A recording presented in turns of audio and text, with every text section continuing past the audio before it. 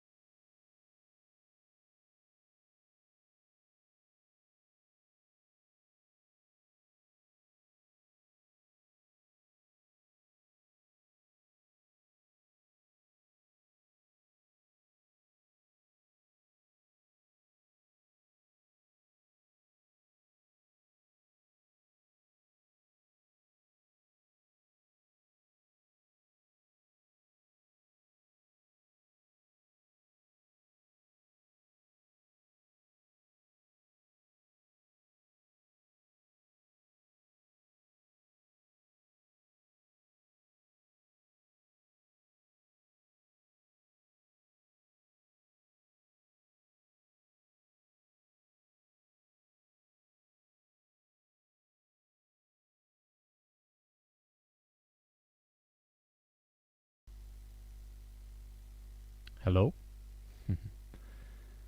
Think everything is working.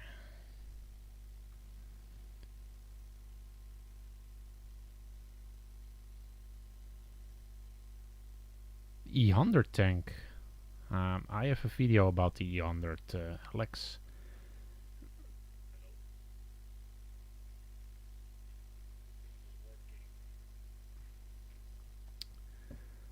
So, let me know in the chat if the audio is working correctly.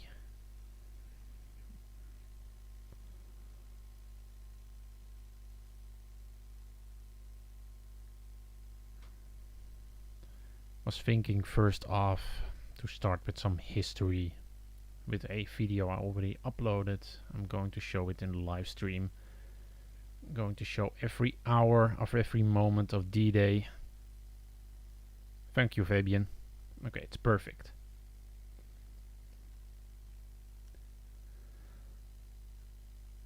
But I lost my train of thought.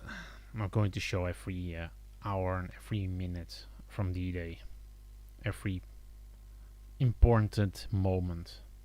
I already uploaded last year, but since YouTube is always being a dick about getting people notified about live streams, I thought I'm going to first do that, and then within an hour when that video is over, or 45 minutes, we can start the monument tour, all the and show all the tanks and all the walk around videos I have.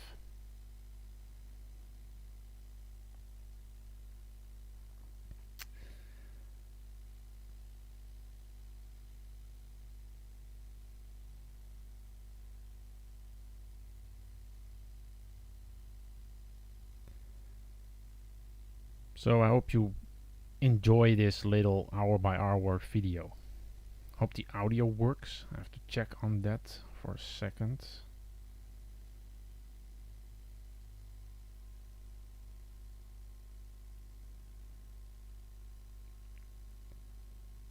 Hello, Transformer.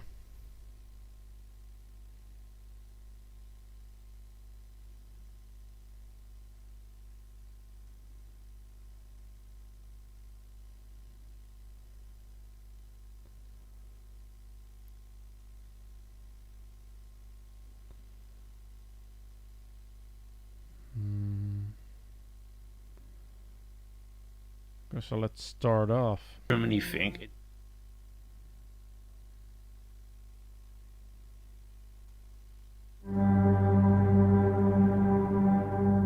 In 1943, the Allies were already fighting in Italy, and they needed a second front into Western Europe. The Germans would be convinced if an Allied invasion would occur, it would be at the Pas de Calais. The Allies actually used this to their advantage and let Germany think it would actually happen at Calais. After delaying D-Day for several days because of bad weather, the Allies would land on 5 beaches, and paratroopers were dropped behind the beaches to secure bridges, important access to the beaches, and knock out gun batteries.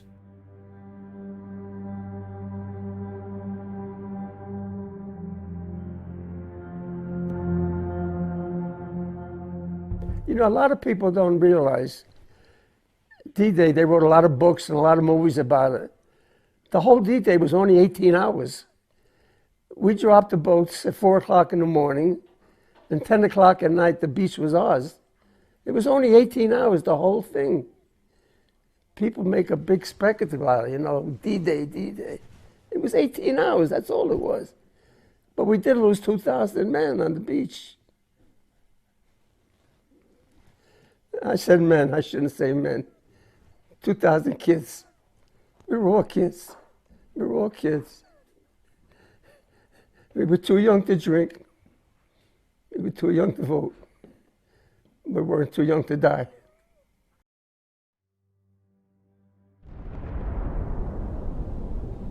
At 5 minutes after midnight, German coastal batteries between Le Havre and Cherbourg are the target of Allied bombers. 2 minutes later, German sentries spot low-flying aircraft north of Corentin. At 010 hours, American airborne pathfinders jumping to set up markers to identify the drop zones for C-47s carrying the main body of paratroopers for the 82nd and 101st Airborne Divisions. At 016 hours, the first of the 3 British gliders land less than 50 meters from the bridge of Benouville, now known as the Pegasus Bridge.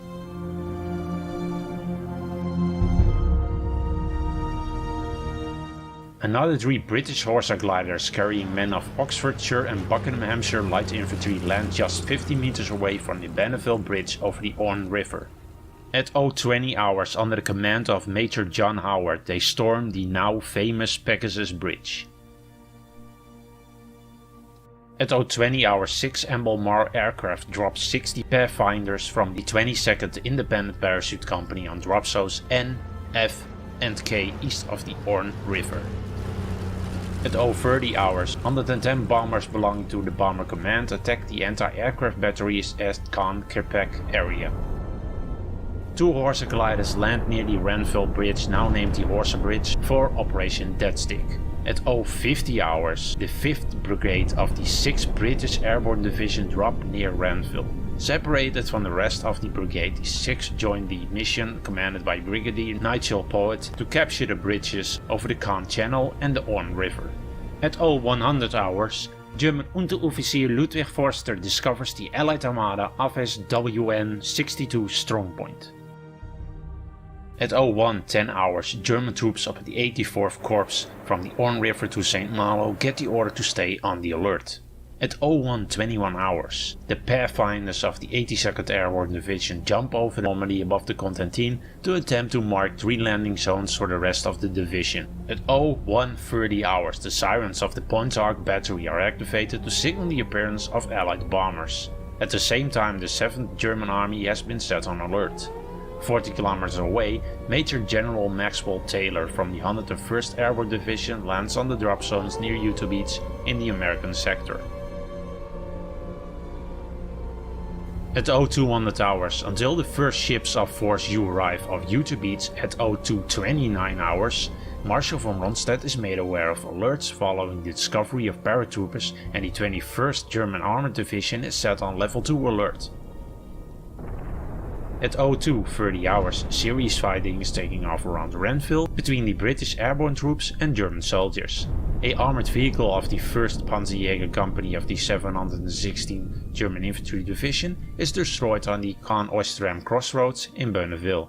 A few minutes later, 2 planes towing gliders are spotted by the Veldpoststamp on the 352nd Infantry Division, and Marshal von Rundstedt reports by radio that he does not believe in a large-scale landing. At 0245 hours, the 914th Grenadier Regiment reports that 50 to 60 paratroopers jumped south of the Grand Canal of Corentin. 5 minutes later, ships from Force O arrive at Omaha Beach. At 0300 hours, US soldiers from O and U Force off the coast of Omaha in Utah embark into their landing craft. Sergeant Ludwig Forster fires 3 white rockets from this WN-62 strongpoint on Omaha to ask offshore ships to identify themselves. Of course, they don't get any response. At the same time, the Royal Air Force bombards targets on Caen, and the 914th Grenadier Regiment reports that paratroopers have been spotted south of the Brevants near Gordonville. Also, Allied warships arrive at their positions for their naval bombardment. At 0310 hours, the Pointe-Arc sector sends to the HQ of the 352nd German Infantry Division landing of enemy paratroopers on either side of the mouth of the Veuve. At 0330 hours, troops and vehicles of the 21st Panzer Division are ready to deploy. 5 minutes later, more German reports are sent of bombings at Le Goux, Pointe-du-Hoc and Grand Camp.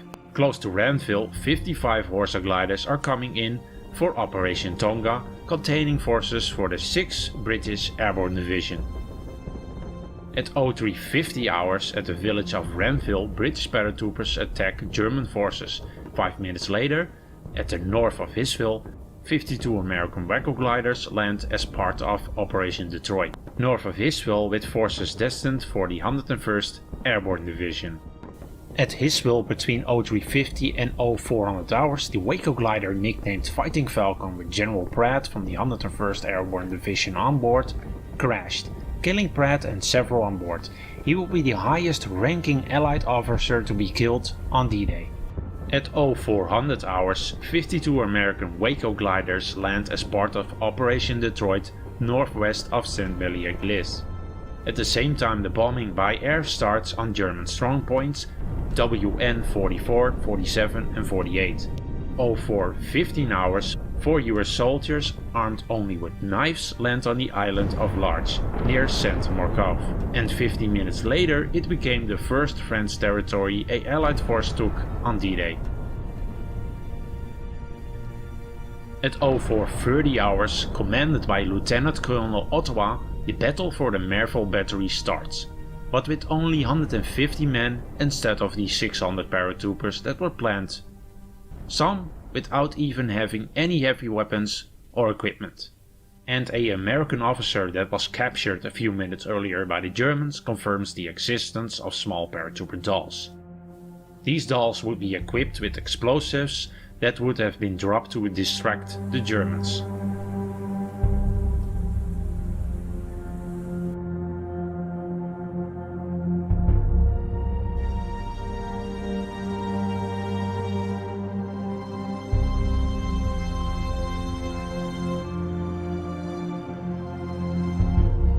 Oh, 45 hours. The 75 men of the 150 who attacked the Merville battery now control the area. They try to destroy the German guns with some of the plastic explosives they could find. At 0510 hours, the landing and bombardment of the coastal defenses commences. At Gold Beach, the cruiser HMS Orion, Ajax, Argonaut, Emerald and the Dutch gunboat Flores and 13 destroyers open fire on the German positions, and 80 Marauder bombers bombard the gun battery at Montcanis.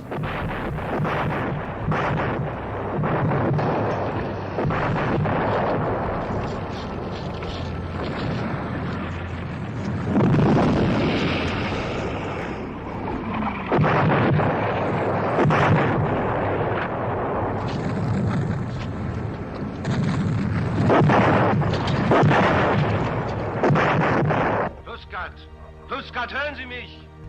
Was ist denn mit Ihnen? Flussgard, was ist los da? Sind Sie taub? Können Sie nicht? Verdammt nochmal! Können Sie nicht selbst hören? Ja! Wir liegen unter Beschuss! Jawohl! Beschuss!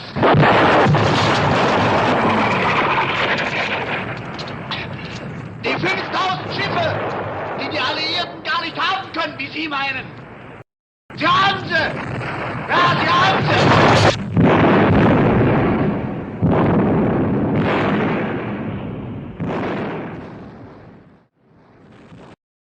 The parachutists came down, the airplanes bombed, and the airplanes came very down. You could see the men when they shoot us.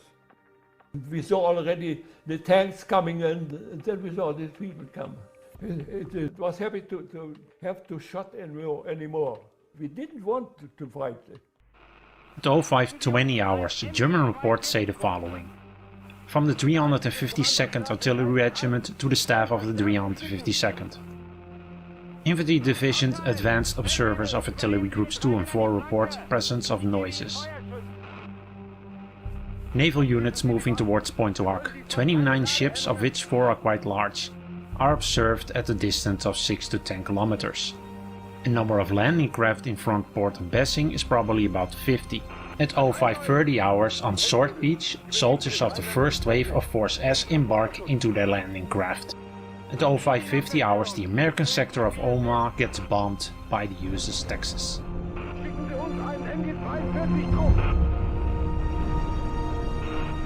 At 0600 hours, a total of 270 American Marauder bombers dropped 4,404 bombs on targets along the Normandy coast.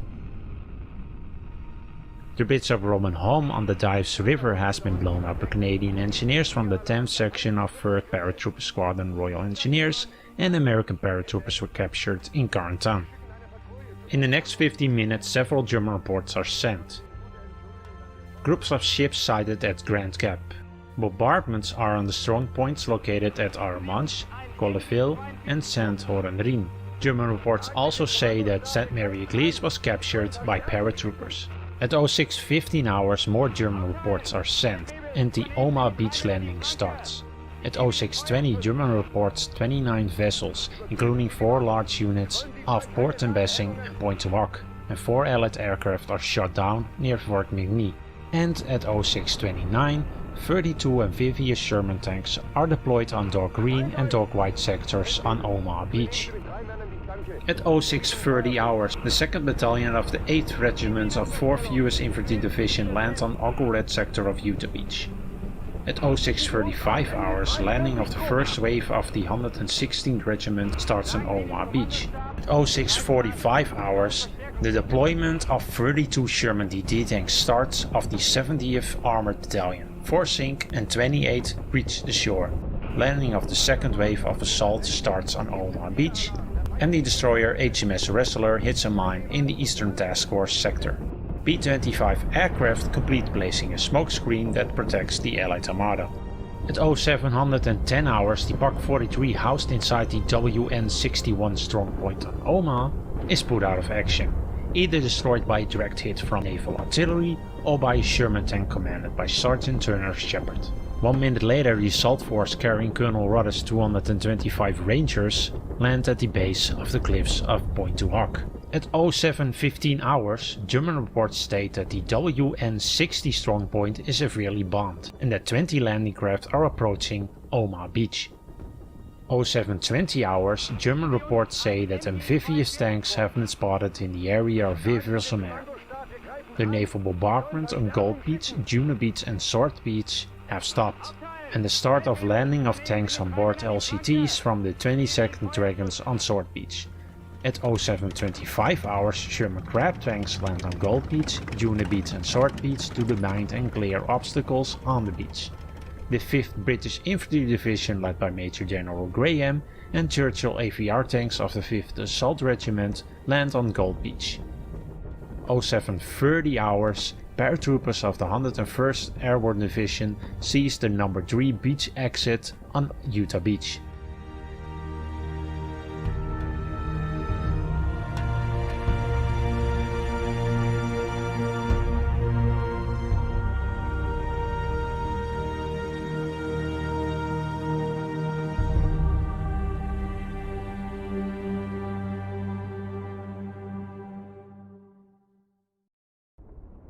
At 07:45 hours, a temporary HQ is set up in a crater on Pointe-Hoc by the Rangers. At Omaha Beach, German soldiers report the breakthrough of 6 tanks at the WN-66 strongpoint. Task Force C lands on Omaha Beach with A and B companies of the 2nd Rangers Battalion at Dock Green and Dock White sectors. And the 3rd Canadian Infantry Division lands on Juno Beach.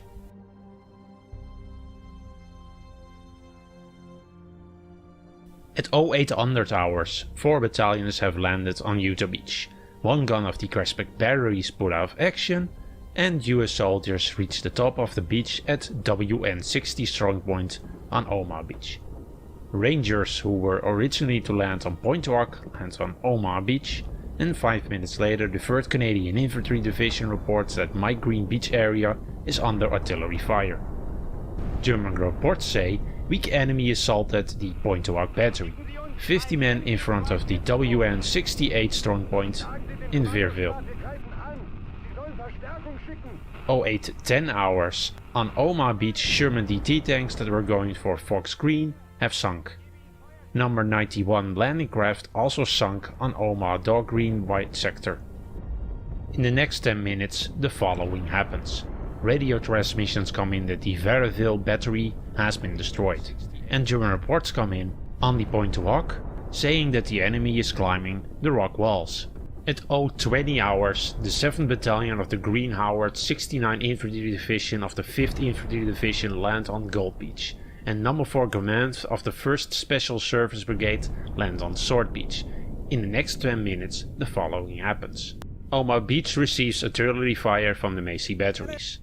Also on Oma Beach, the troop takeover WN-62 strongpoint, and the WN-61 strongpoint is attacked from the front and the back.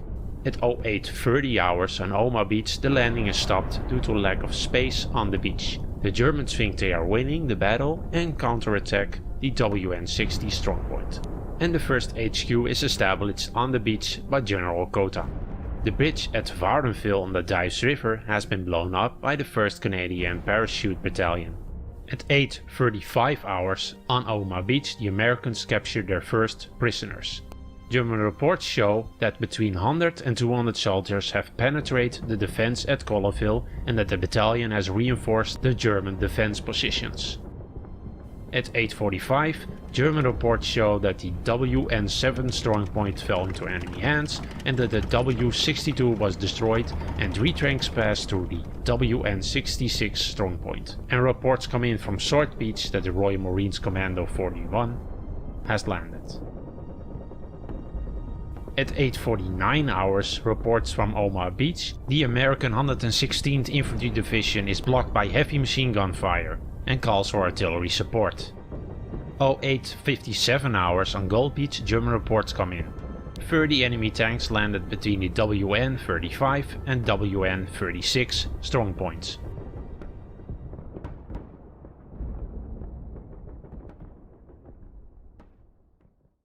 The kid was 2 feet away from me.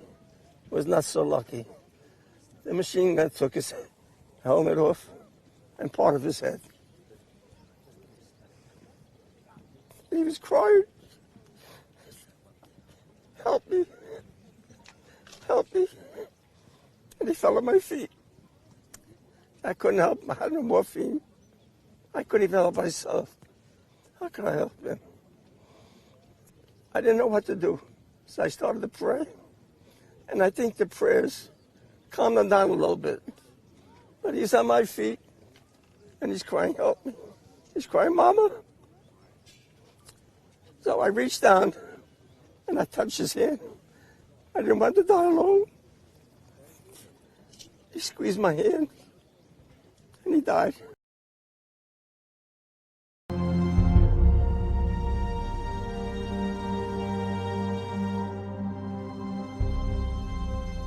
At 0900 hours, the Grasbeck battery's second gun is put out of action by Allied ships.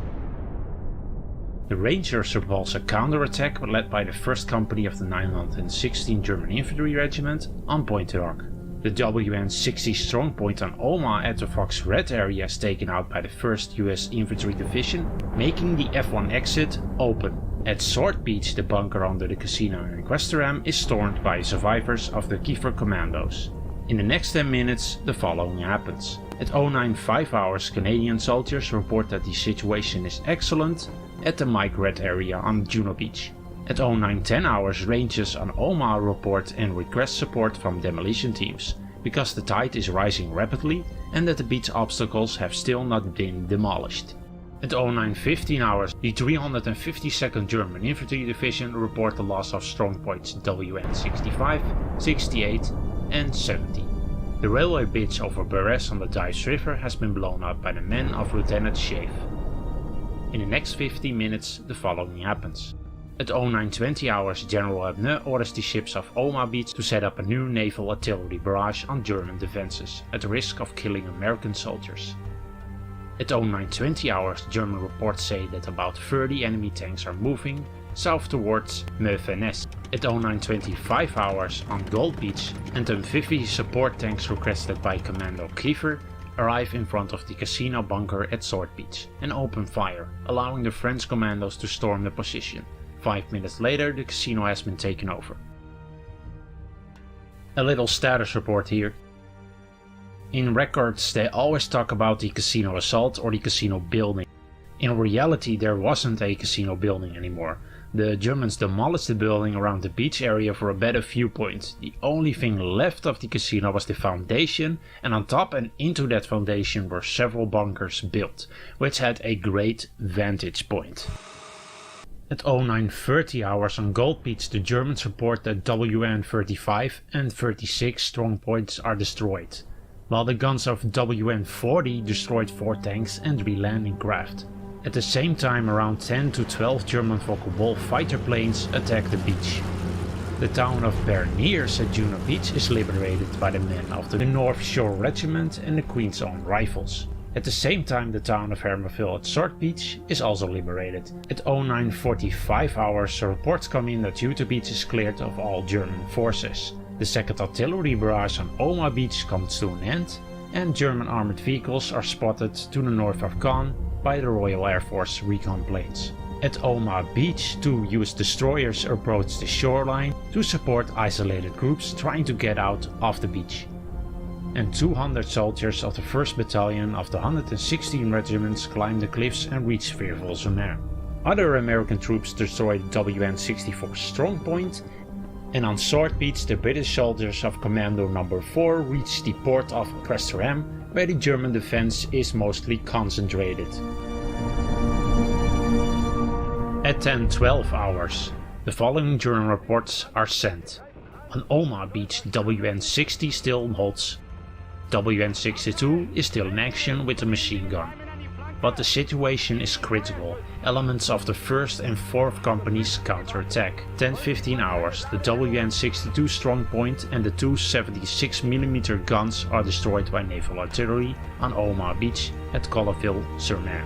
And between 60 and 17 landing craft are disembarking soldiers in front of the WN-65 strongpoint, and Point du Hoc has gone radio silent. 10:25, 3 tanks are spotted at the west of the WN-38 strongpoint. And 10:30 hours, heavy fighting breaks out near the town of Neuville, close to Utah Beach, between the 501st Parachute Infantry Regiment and German troops. Close to Oma Beach, the destroyer USS McCook destroys the 2 75mm guns at the Point de la Percée. And American soldiers storm the E1 exit close to the WN-65 strongpoint between the Easy Green and Easy Red beach sectors. 1100 hours. The destroyer USS Thompson of Oma Beach joins in the bombardment of the German radar station and Point de la Percée. In the next hour the following happens. 1112 hours, German reports show that the WN-60 strongpoint still holds, while the 61 has fallen and the 62 is getting overrun. The survivors of the 1st and 4th battalions prepare a counter-offensive to reconquer WN-61 on Oma Beach. 1200 hours. The paratroopers of the 101st Division control 4 beach exits of Utah Beach. Forces advancing inland from Utah Beach link up with other paratroopers of the 101st Division. Dole Company of the 501st Parachute Infantry Regiment reached the village of Angoville, close to Utah Beach. The last 6 defenders of the OP at Point du Hoc surrender to the American Rangers. Morse code sent from Point du Hoc is set as the following. Arrived at Point du Hoc, mission complete, urgent, need ammunition and reinforcements, many losses. 1300 hours, Colonel Rudder receives the reply that no reinforcements are possible, all Rangers have landed on Oma Beach. 1330 hours, the city of Caen is bombarded from the air. Troops finally start moving inland at Oma Beach on the Easy Red, Easy Green, Fox Red sectors. German resistance in front of Dog Green, Easy Red and White Red sectors has stopped. When I went aboard, I'm on the ship. Stay with me a minute, stay with me. I'm alive.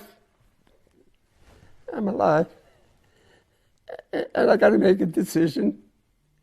Do I stay aboard the ship and let somebody take my place? Or do I go back into the belly of the beast and face those machine guns again? And I said to myself, this is what I was trained to do.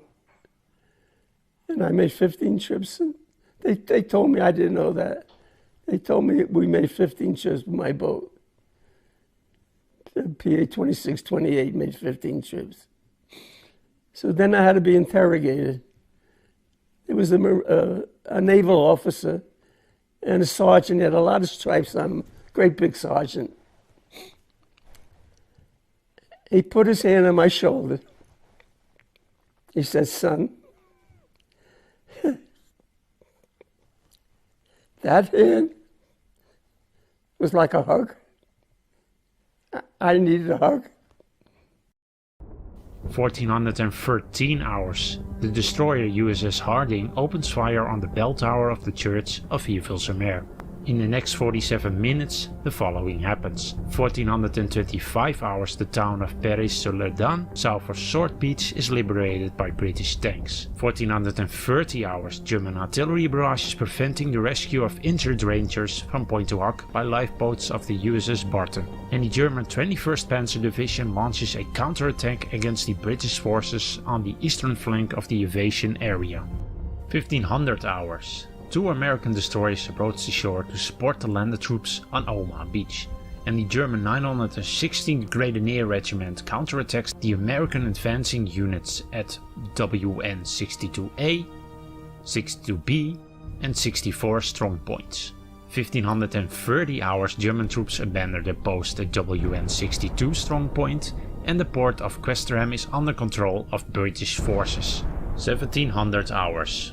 American naval artillery destroys the bell tower of the church at Saint-Laurent-sur-Mer, which houses German snipers. The WN-73 on Omaha Beach is stormed by men of the 5th Rangers Battalion and the 116th Regiment. In the next 50 minutes, the following happens. 1730 hours, the German armored forces counterattack the town of Biville, controlled by Canadian soldiers. 1800 hours. The battery of the Longue-sur-Mer is bombarded by French warships. A few minutes later, the battery is finally silenced. On Juno Beach, the last German defenders of the coastal installations in the non-red sector surrender. The WN-12 strong point at Oysterham is stormed by soldiers of the 2nd Battalion of the East Yorkshire Regiment. And the town of St. Laurent, behind Omaha Beach, is liberated by American forces. And the beaches of Gold and Juno are linked up by British and Canadian forces. 825 hours, German reports are sent that the 1st Company of the 914th Grenadier Regiment must counterattack at the Pointe du Hoc sector. And at 854 hours, the destroyer USS Harding opens fire on the steeple of the church of Vierville-sur-Mer. 1900 hours. Violent fighting takes place between the American troops and the German defenders at the town of Colleville-sur-Mer. 1935 hours, the town and church of Vierville-sur-Mer is again bombed by the destroyer USS Harding. 2000 hours. The 21st Panzer Division reaches Luc-sur-Mer between Juno and Sword Beaches, but British armor and infantry halt their advance. At 2051 hours, the last elements of the 6th Airborne Division land with 265 gliders close to the town of Benneville for Operation Mallard. At 2100 hours, at Pointe du Hoc, 24 Rangers that landed on Omaha Beach reinforced the forces at the battery. 45 minutes later, Omaha Beach is still receiving German artillery fire coming from the Macy area. At 2300 hours, Pointe du Hoc battery is still being counterattacked by German forces. At 23:30 hours, the German counterattacks will go on into the night, and it was not until the morning of 8 June that the Rangers at Pointe du Hoc were finally relieved by the 2nd and 5th Rangers.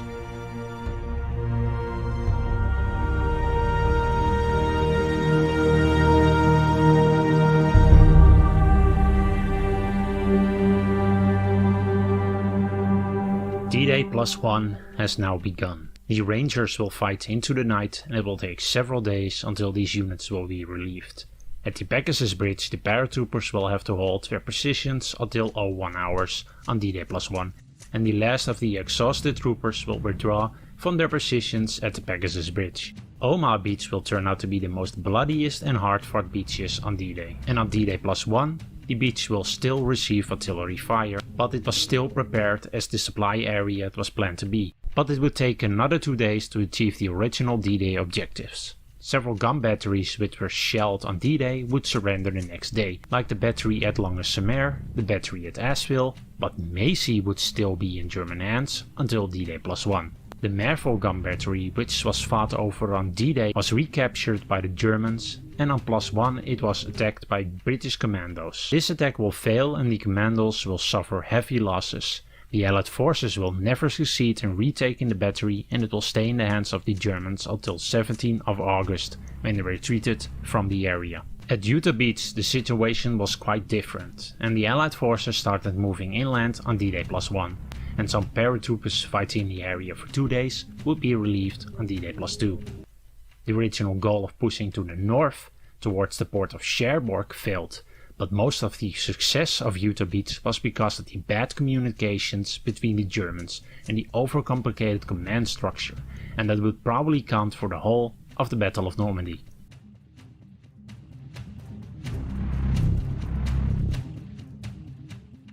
But I hope you enjoyed watching these 2 videos. I will be doing a lot more Normandy videos in the upcoming weeks, and if you enjoyed these videos, think about subscribing or hitting that like button. I hope you have an awesome weekend, and see you in the next one.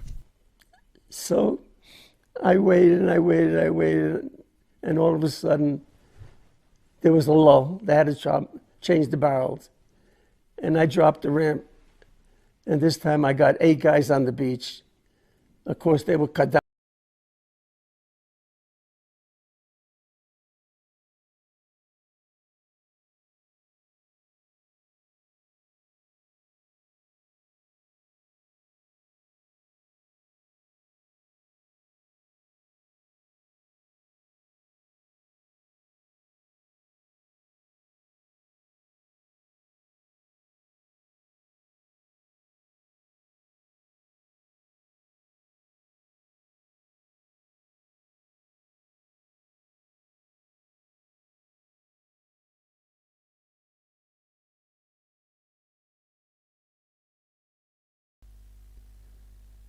So I'm back. Hope you can hear me all again. Let's start the tour. The point you're all here for, of course.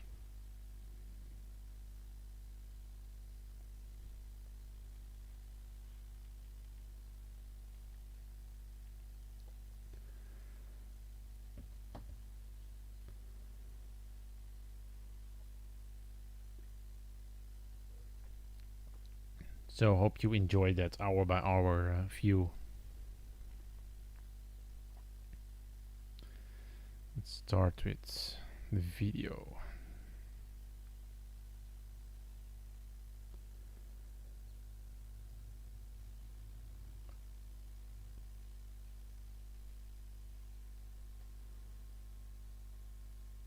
I hope the audio works. Let's have a look.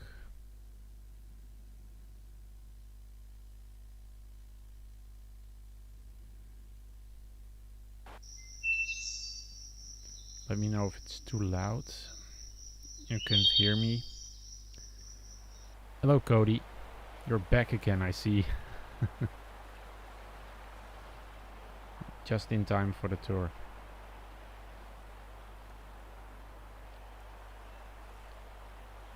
You're welcome, Kananaman.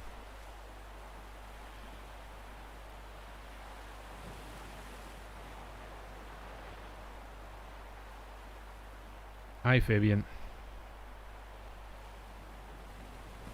See you. It's just a little intro here. Some drone shots. See, I got my beer. All ready.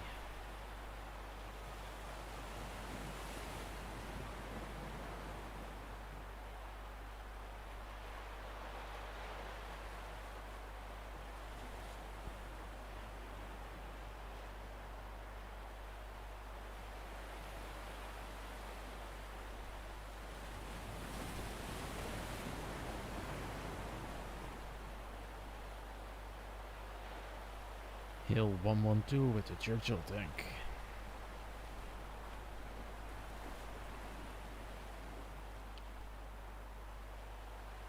I think I was flying the drone in a storm at this moment. Really hard to control.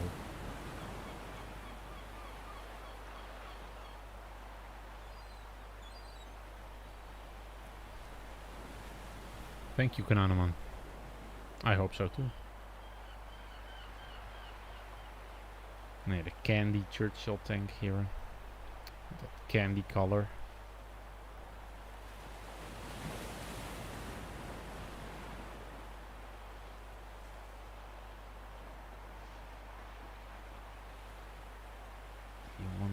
candy, candy, candy.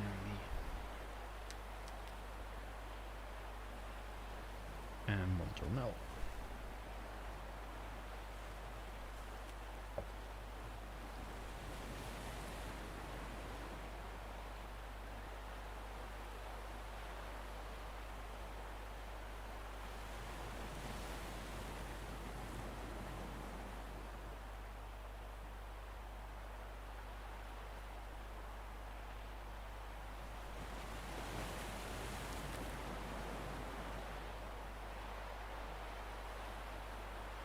I'm a bit quiet so you can enjoy the ambience.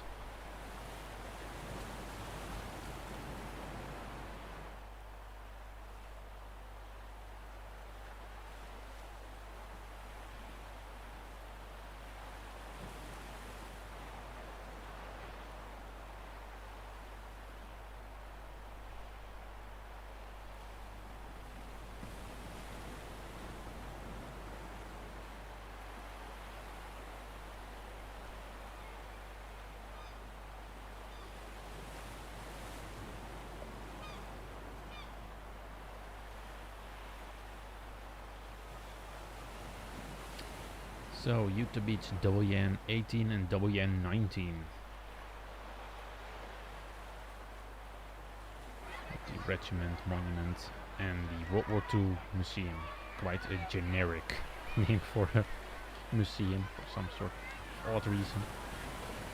One of the most interesting bunkers that were built up as houses. You can see the roof part still on the bunker right there. One of the flak guns outside displayed. Sadly, that most people don't go to this museum because it's on the outside of the touristy area, and there's the Stuart M5. Look at that armor, it's all bolted and buckled. It's interesting. There's nothing really interesting about this Stuart. There's no historical value or something with Normandy or D-Day. It's just a post-war French Stuart tank. You can see that it was a range target at some point because it's full of, like that bounce shot right there. All sort of battle damage on there. No, not really battle damage, but range damage. Like a little ding on the turret. Probably was a small arms target at one point and shortly used as some sort of artillery target with the dings on the top. It's missing some parts like the engine bank cover there. Pretty nicely restored, but they should have painted the underside, I think. Now to Utah Beach WN10. It's closely to that other museum, the landing monument for the 2nd French Armored Division. It has a Sherman and 2 Sherman, I think, and a M8 Greyhound and M3 half-track. It's closely located to WN10 with a R667 bunker on the right and a Skoda bunker on the left that's fallen over in the years. It would have a 4.7 centimeter Skoda gun, but these bunkers were pretty outdated by 1944. Here's the Sherman. I think it's an M2 of M4A2 Sherman. Not really any history known for this Sherman. It's not a real Normandy Sherman, at least, but some weird bracket under the hull right there. I have no idea what that's all about.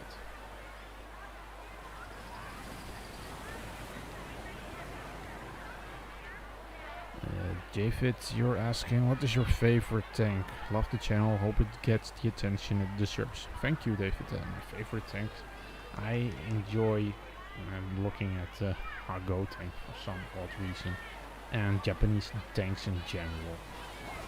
But look at the M3 half-track here. It's extremely rusty. The armor plating is cracked. Or the chassis. It's more like the chassis is cracked. But I've been to these these vehicles in the 1990s, and they were completely rusted out. You could pull parts off. It was just so rusty. You could pull the engine deck covers up. You can see the total drive shaft is totally broken from the rust. It's not they painted these vehicles a few years ago, but the years before that it was never painted, so they were totally rusted out. I've still a picture of the M8 Greyhound with the engine deck cover open. It was all filled with sand.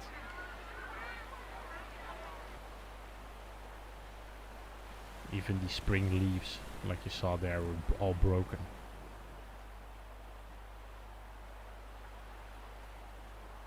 And that's a mistake they make. WN10, it's not meant to be that way.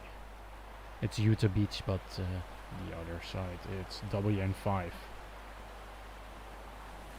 With the Sherman 76. No, the M4 Sherman is not in good shape. All the vehicles over there are not in a really good shape. Yeah, JFit, I sort of enjoy Japanese tanks for some odd reason. I found the history interesting. The struggle with the Navy the Army had, all the importance that the Navy would get all the metal and the supplies. I find that really interesting.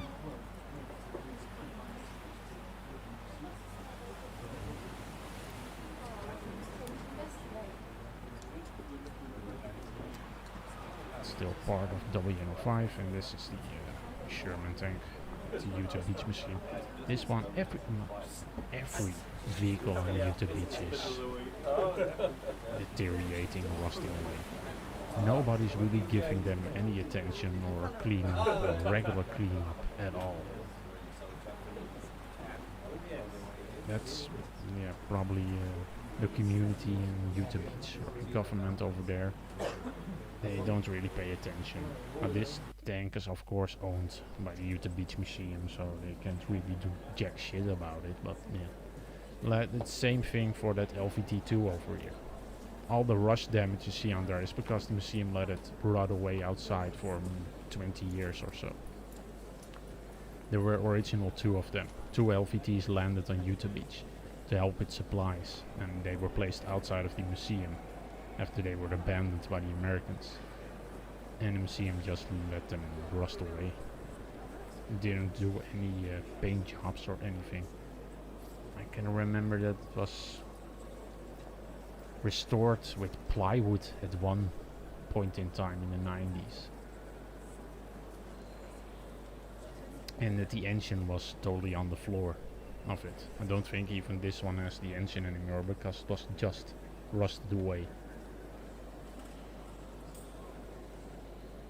Indeed, Fabian, it's really sad to see them rust away, but it's only on Utah Beach for some odd reason. Nobody cares about these vehicles over there. And St. Mary Aglius, the Airborne Museum, has a Sherman tank outside and several other little things. I think there's a Flakon over there.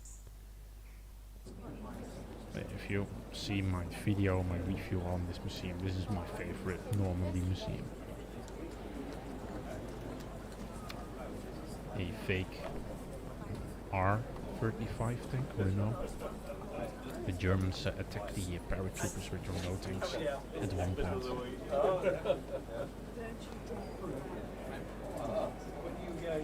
Which one is the best to visit, WN60 or WN05? I think WN60 is the best preserved American position or American-German position left. So I would recommend you go to WN60.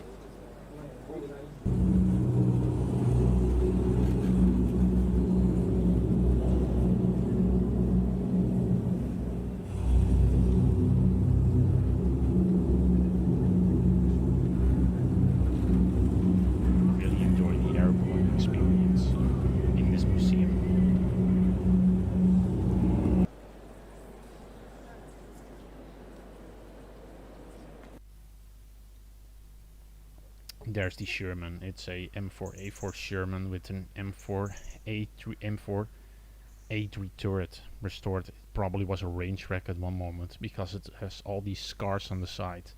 Probably a heavy range wreck by the scars. You can see a gigantic hit on the turret. So the turret was a part of a range wreck in the bottom as well.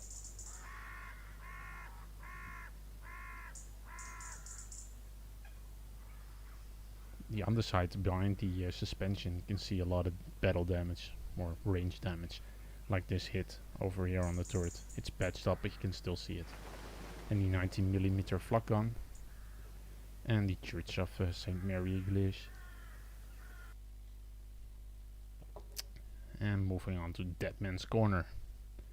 Now, probably a lot of you seen the video I made about this museum. I truly despise it. I hate it.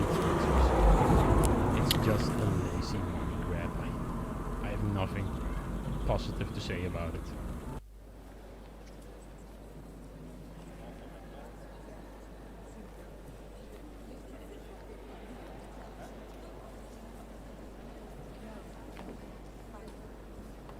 Yeah, I don't enjoy it at all. I think this part is one of the nicest parts of the museum, but that's free. You can just walk in here without a ticket. You have to wait so extremely long when it's busy at the D-Day experience part with the simulator. I had to wait 1.5 hours, and you have to wait so long in a pretty small and boring section of the museum. A Sherman Transformé, French-built Sherman, owned by the Samour Tank Museum. That's on loan to this museum. Looks like to be a range wreck at one point, maybe. It was painted in American markings for some odd reason. And the little fake Panzer turret over there.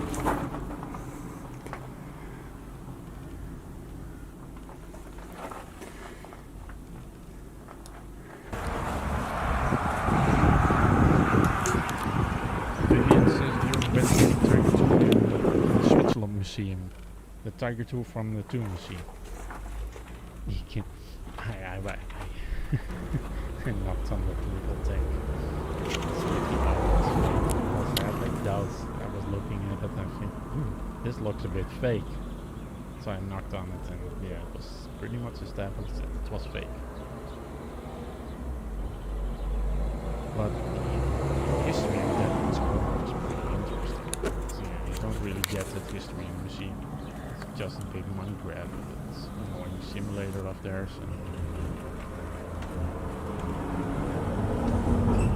Didn't enjoy it all. The old museum was great, but yeah, since the company and Carton bought the museum, it's not been what it used to be. And now Normandy Beach.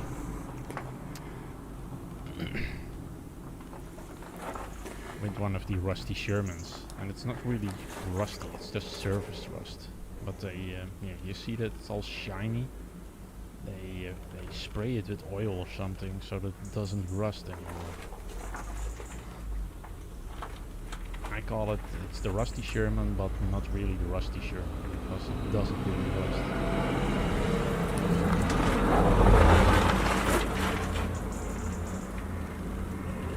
You can see the old US markings, but it's also a German, French built Sherman.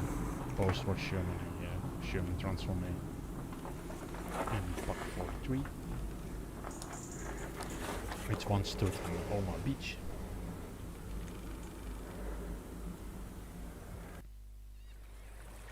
And the other Pak 43 is located close by at the dark green exit in this bunker. You can see it here. You can still see the battle damage on there. I can remember that you could go in the 1990s, you could enter the bunker. Or 1980s. Oma Beach Overlord Museum. Which has a lot of tanks outside of the museum and of course inside. There's a lot of German tanks and 40 and all the other guns at the 88mm. And of course the aircon plane, recon plane above there, and the Panzer tank.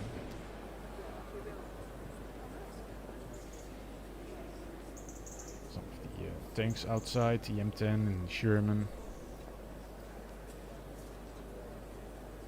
And the 88mm. Yeah, I've skipped through these walkarounds because I already did so many walkarounds of these vehicles before. It's the Sexton and the M39 rotary tank.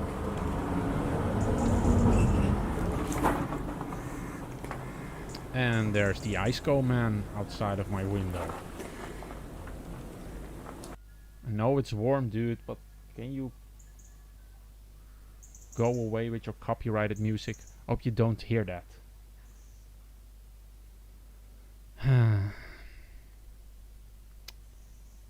And this is the Barkament Museum, the Shipwreck Museum. It's a pretty unknown museum at Port and Bessin. It has some interesting tanks. These tanks are also one of the rusty tanks, but they're also looped up with some oil so they don't really rust. They've been like that since the 80s, so yeah. But the last few years they don't seem to get any real attention anymore. Because they seem to be a little dry and more rusty than normal.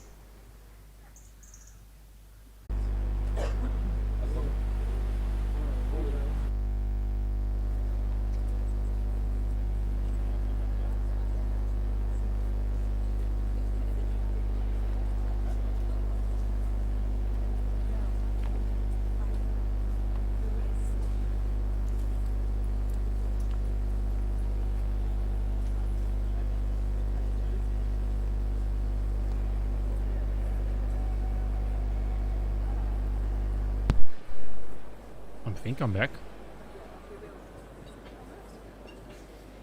We're back at the LVT2.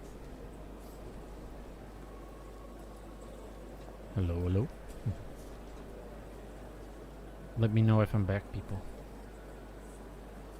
See that there's still 14 people watching, so 14 true fans stayed. Yeah, I totally lost my thought. Something about the rust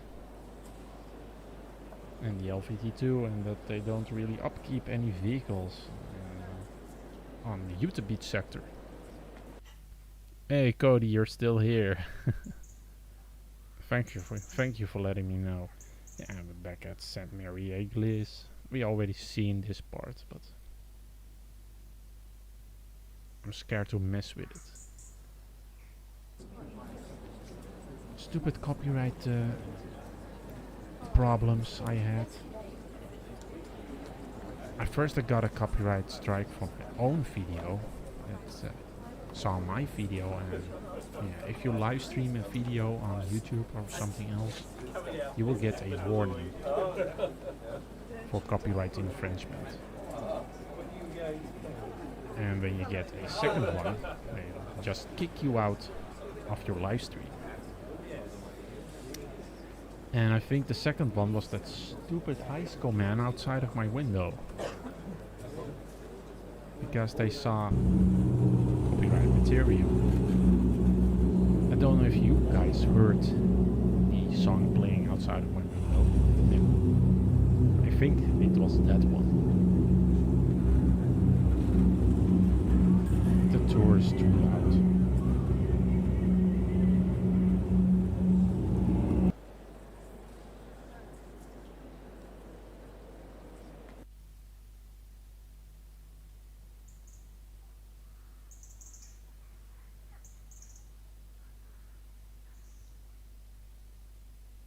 Hi everyone from South Korea.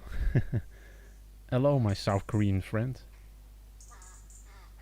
Yeah, indeed, Rick. This St. Mary Église Museum looks really interesting, and it's quite interesting indeed. It's one of my favorite ones in the area. But yeah, I already shown this part before I got kicked out, but I'm going to show it again. And there's the big gigantic hole in the side of the turret, because that was a range wreck at one more point. And they restored it with an M3A turret, and the Sherman is M4A4.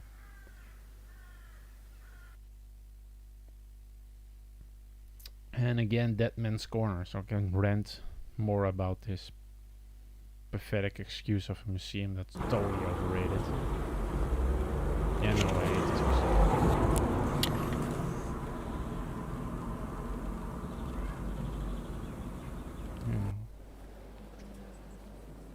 Yeah.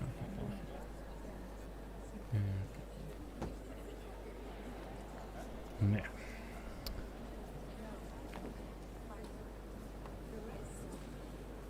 Ja, doe maar. Doe maar nog meer bier of zo. Yeah, my assistant is asking me if I want a beer. No, my wife, not my assistant. So kick my ass later.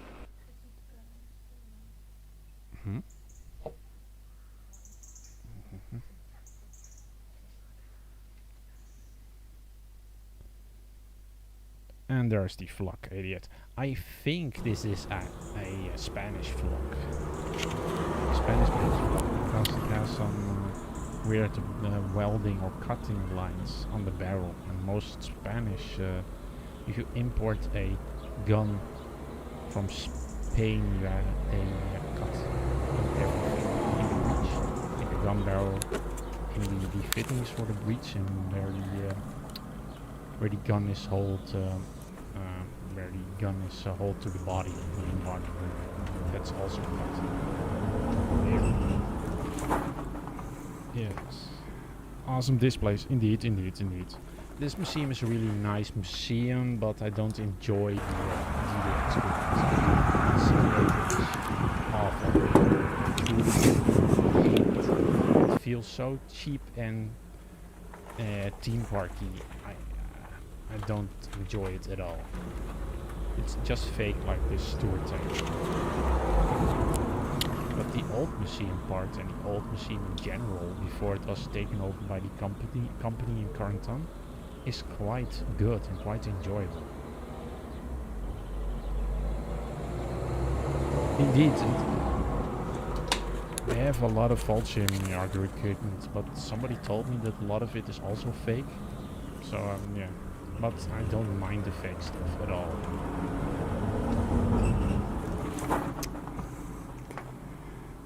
But if you ever visit this museum, you can just walk into the old Dead Man's Corner museum without paying. So you can see the displays with the false indicators, and you can go into the shop area. So that's a little tip. And that's the rusty Sherman again, that's all filled with oil or Vaseline. Just like your mom on a Saturday night. You can see it's all shiny and stuff. And they do that because it makes the tank not rust as much as it should do. Because it's been like this in this form since the 70s. See the old USA markings, but that's an old paint job because it's officially a French built Transformé M4A4 Sherman. And that's the Pak 43 that was once on Oma. I think it was on WN 60 or 61. And this is WN 73 or 72. A dark green opening, and there's also a Pak 43 in there. You can still see the damage when it was knocked out by the Sherman tank.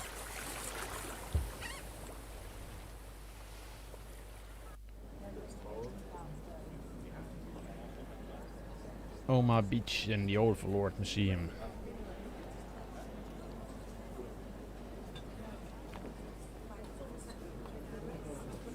Yes, Winter's uniform in the Deadman's Corner Museum is real. But that was an addition from the old museum. That has nothing to really to do with the D-Day Experience Museum. The D-Day Experience Museum and the company that bought the original museum has nothing to do with all the original stuff in there. Pretty much when the company bought it, it became the fake, desperate charade it is now. As you can see, the Overlord Museum has a lot of vehicles outside. And a sexton. I think there's an M39 or 36 recovery tank. This museum sort of, let me think, reminds me of the Victory Museum in Arlon. A really, really old museum from back in the 90s. Port and Bessing, D-Day Underwater Frag Museum. Same with all the rusty, crusty tanks again. Which are all looped up, so they are prevent from rusting. But yeah, the last few years they don't seem to really have been oiled up for some odd reason, so they are rusting again. You can see they are rusting. Look at the Sherman DD duplex drive. It's all dried up and stuff, and yeah, I don't know how to call it. And what do you call it even? The sort of it's a special product they use, so the iron doesn't rust. It's a sort of special oil. I have no idea how you call it in English. And here's the Bayeux Museum, the Battle of Normandy. Rolf says, I was there in the summer of 2013, and there was also a Normandy Tank Museum in Cats. Yeah, indeed, and the Normandy Tank Museum is gone in Cats, but it was replaced with the Victory Museum now. Cody, yeah, indeed, the Water Frag Museum tanks outside look really bad.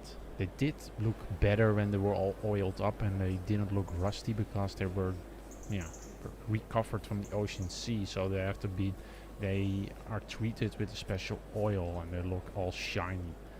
But now you can see that they are rusting again, so I don't know what's up with that, why they don't treat them with oil anymore. And the R35 turret, one of the original turrets from the Atlantic Wall. Pak 40. They also have a few interesting vehicles, like a Wesp. And a really interesting rare vehicle, Flak Panzer 38T. And it's the only Flak Panzer 38T in a museum, and they place it in this diorama. You can't really see it. I think they should throw out the old diorama and build up this Flak Panzer 38 and display it in a normal state. Because that's a really extremely rare vehicle. I think there are only 3 left in the world. I think there's one in a private collection. Another one is in the hands of the Samur Museum, I think. And this also is one from the Samur Museum, but got donated to the Bayeux Museum at one point.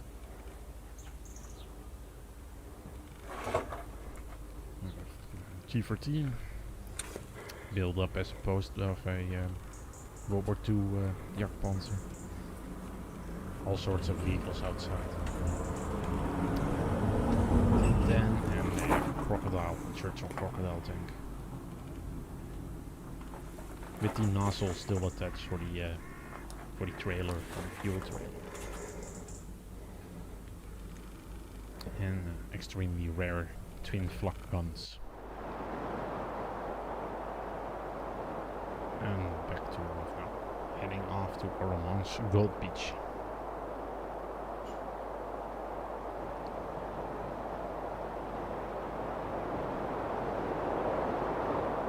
Me struggling in the storm with the with the drone over there.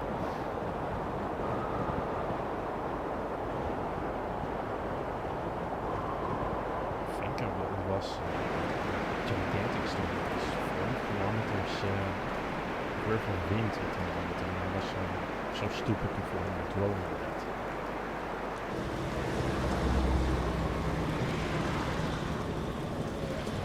Yeah, 5 kilometers high winds we're at the moment.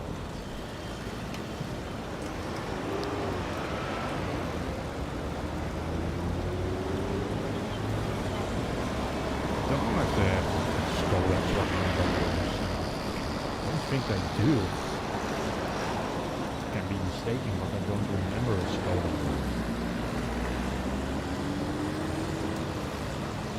Yeah, the Armaments Museum is also all sorts of guns and different pieces inside the museum.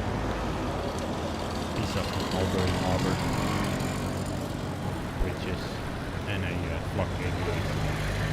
One of the several other flak 88s that were from Spain.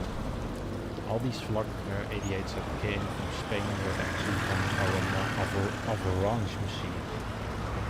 You can see all the cut marks. And that little cut mark was the same on the media experience one. So I think the media experience one was also a Spanish one. It's still in great condition. Even it's in the rain and salty water and all sorts of but you have it if you have a house at the beach, you know what I'm talking about. You have to fight against the salt water every day. So the vehicles need to be cleaned. And mostly if you rub them in oil, it's the best way to go. Give them some special treatment, but yeah, they don't all do that. This museum does. They keep their vehicles extremely clean. That's why it's not rusty at all, even though it's almost outside for more than 5 years now, I think, in this condition. And that Sherman doesn't get the treatment. It's a rusty pile of junk.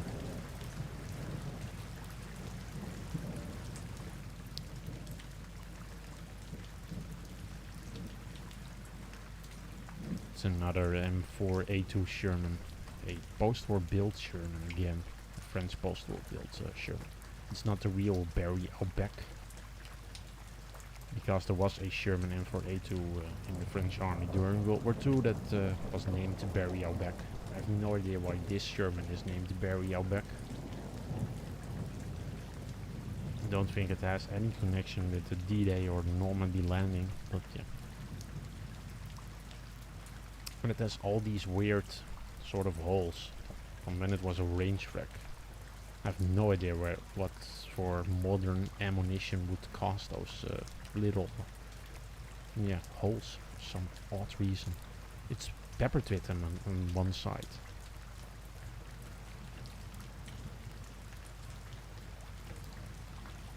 You can see all those holes on this side as well. And those are rust holes, so don't look at that. It's pretty much, at one point it was so rusty you could really pull pieces off of it.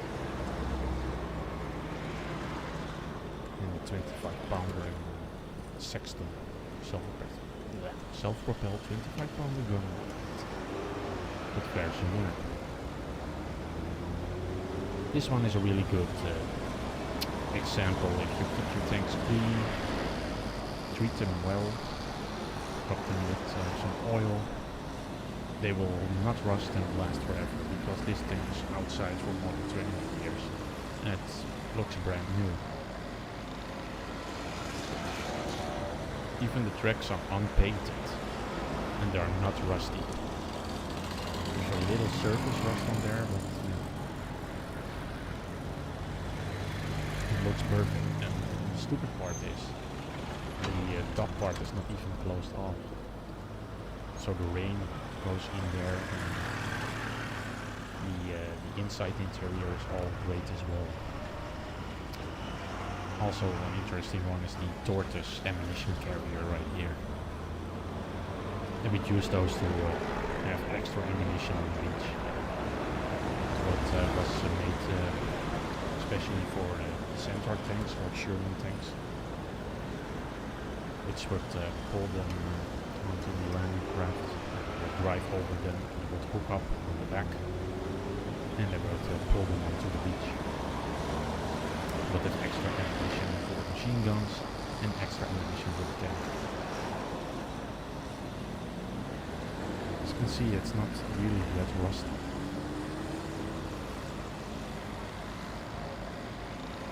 It has a little rust on the front, but that's about it. I think it's also been treated with some special oils.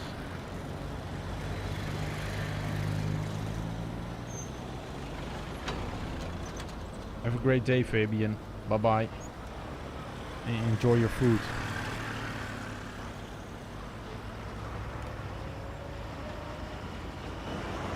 Yeah, probably one of my favorite vehicles in the Normandy area because it's just so nice and tidy. Looks great.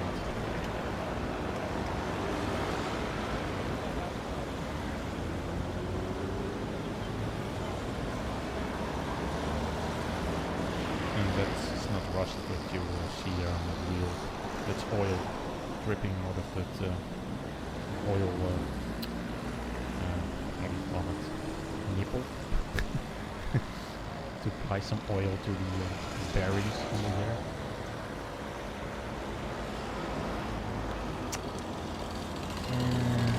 Alfred says, I hope one day I get to go to Normandy and honor these brave warriors who fought and died there.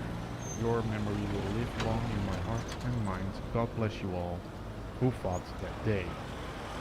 Thank you, Alfred. Hello everyone at Volmont. A.H. Sherman. Hello, Volmont. I say your name right. And a nice Gucci rubber on there. Yeah, sadly I didn't film in the compartment area. That's my little break moment, but since the internet got a little iffy and I got a copyright strike, I don't need a pause right now. So we're going to part 2 of the tour. Oop.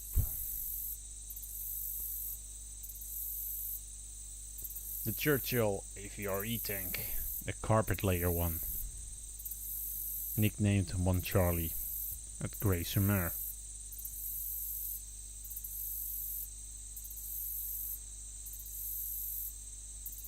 Guller?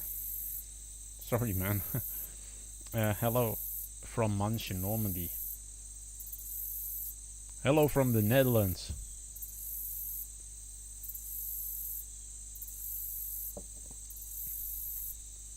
This is also a nice looking Churchill tank. Sadly it's a bit more rusty than the last one we saw on the Sexton. Doesn't really get cleaned a lot. You can see all the sand on there, and yeah. Sand and salt water don't really mix together that well.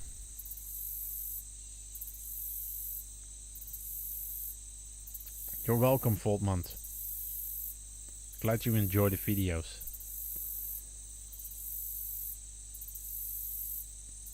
You can see the fittings on the side for when it had the how do you call them, the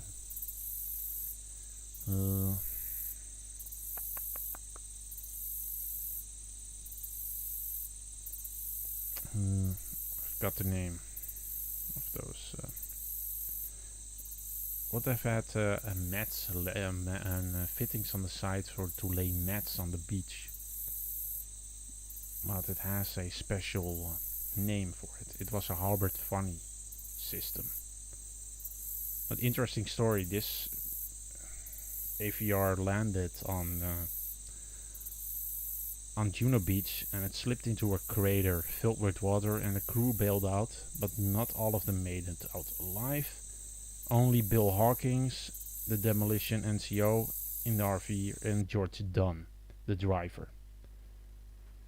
A bridge element was eventually placed on top of the roof of the tank, and gradually the crater was filled and later covered with concrete at one moment.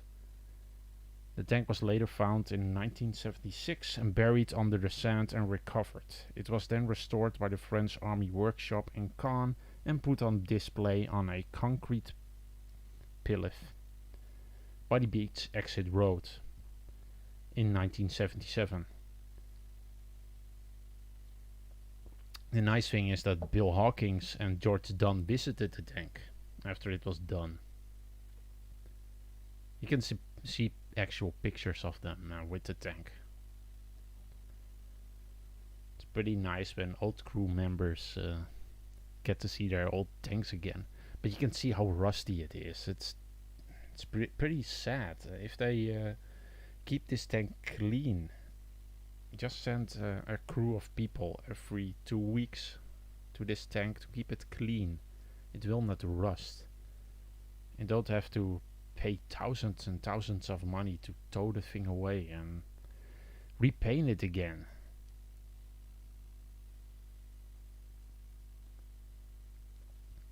Oh, nice. Paris. Megadus says, thank you to your channel. I get to see things I wouldn't have otherwise because of my work, and I can't travel overseas. I'm glad you enjoy the channel that much, my friend, and glad you can see things you won't see otherwise. And this is the DD duplex drive. I especially filmed the duplex drive system at the back for the propellers. Pretty interesting to see that sort of stuff. This DD tank was actually one of the several tanks that were recovered from the ocean bed, just like the other tanks I showed in the beginning. You can see the old groove fittings on the turret there. But yeah, this is also a tank that's pretty rusty because they don't really keep it clean, sadly.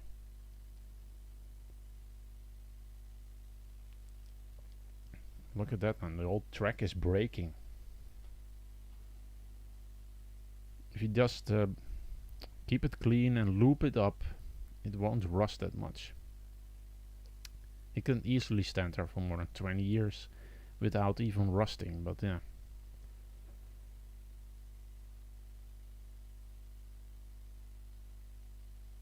And that's the, I think it's the WN010. Oh no, WN29. It's the 5cm KWK gun that was knocked out on D-Day. They also had a POC 33 in one of the bunkers, but that bunker is already gone. I think it was demolished in the 1970s. They first used it as a sort of boathouse, and then it was demolished. But yeah, it had one of the rare POC 43s in there, and it knocked out a few Sherman DD tanks. And another Churchill AVRE, which also is a rusty pile of junk. Mainly because they don't keep it clean. And this tank, I think it was only restored 2 years ago, and it's already rusty as it is.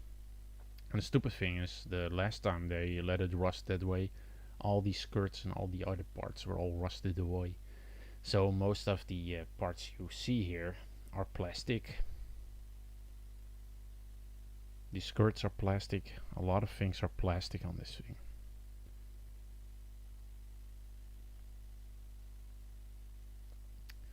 And they also look a bit off, I think, the side skirts. Or the skirts or the mud flaps.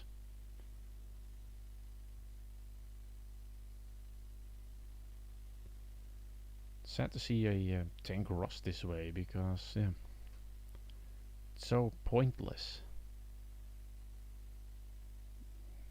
You invest so much money in the restoration, and then you let it sit there. You don't clean it. It's just sad to see. and the big old mortar. Fun thing to know is that you had to go outside to reload that mortar. So that's a one-shot pony right there.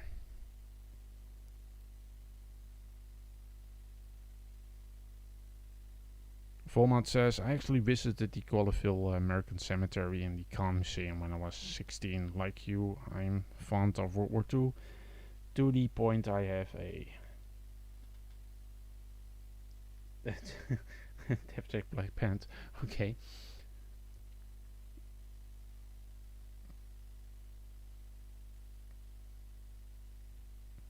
Don't the tanks rust harder because of the maritime climate? Indeed. It's just like if you have a house at the beach. It really needs a lot of upkeep. And that's pretty much the same rule for the tanks outside. If you don't keep it clean, it will rust. And if you saw the Sexton, it's been outside for more than 20 years now and it doesn't rust. Mainly because they keep it clean. And this is the saddest pile of rust out there. They don't keep it clean, they don't maintain it. It's full of sand.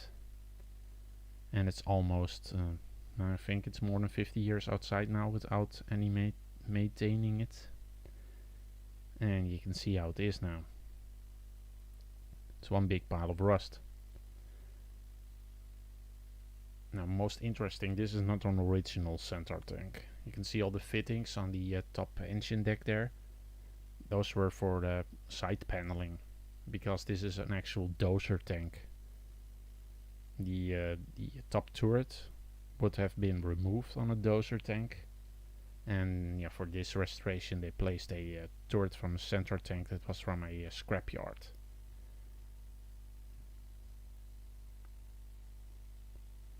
And I think the turret was also used at one point as a range target because it has a lot of penetrating holes on it. You can see all the weird spots on there. Those are penetrating holes that were filled over with some sort of putty, I think.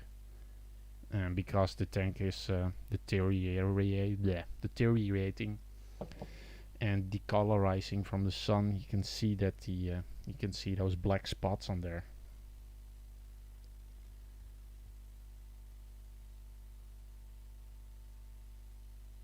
Yeah, there's the fittings on the side.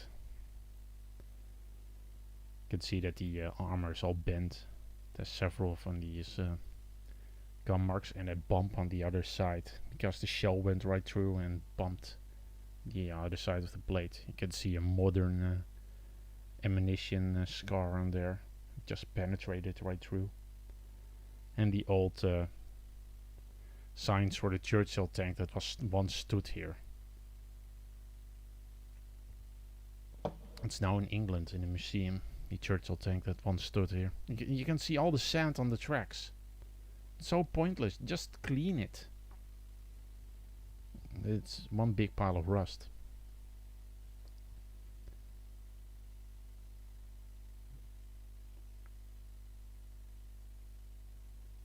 Foreman says now I'm 39. Welcome to the 39 club. I remember when I was 16 at one point. It's a long time ago. You can see the black, the darker spot right there. That's where a penetrating shot was. And the Grand Bunker Museum, which had several vehicles outside. A priest, one of the vehicles. The priest was also one of the vehicles that was recovered from the ocean bed, the sea floor. This one is actually not restored. It's in the same condition it was since the 70s. And this is also, if you want to go to a really good bunker museum, this is the one. This has the landing craft, the original landing craft on Saving Private Ryan. And there's the priest. We can see it is in the same condition when it was recovered from the ocean floor. In the same paint job as well, since the 1970s. Also a good, yeah.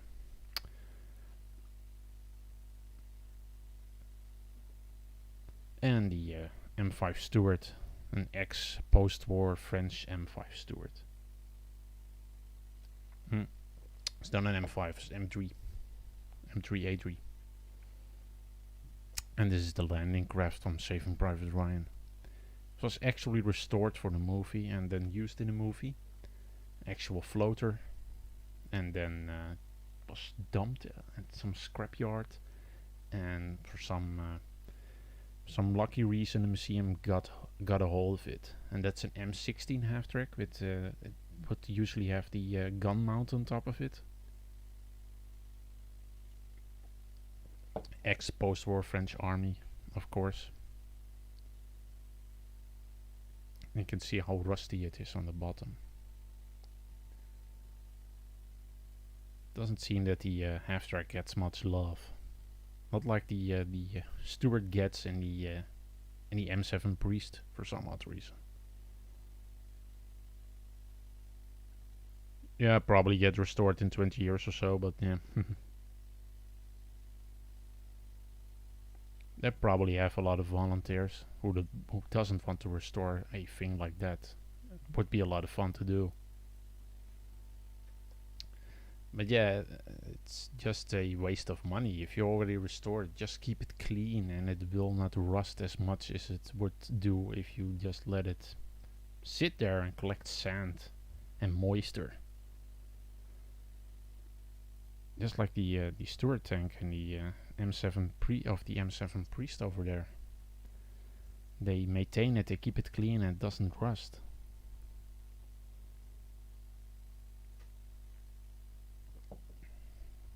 The tracks are a little iffy though, I have to say.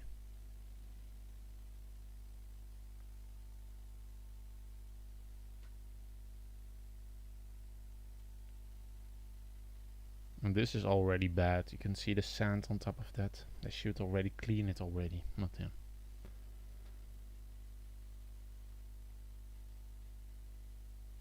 Optimism is the word of the day. Indeed.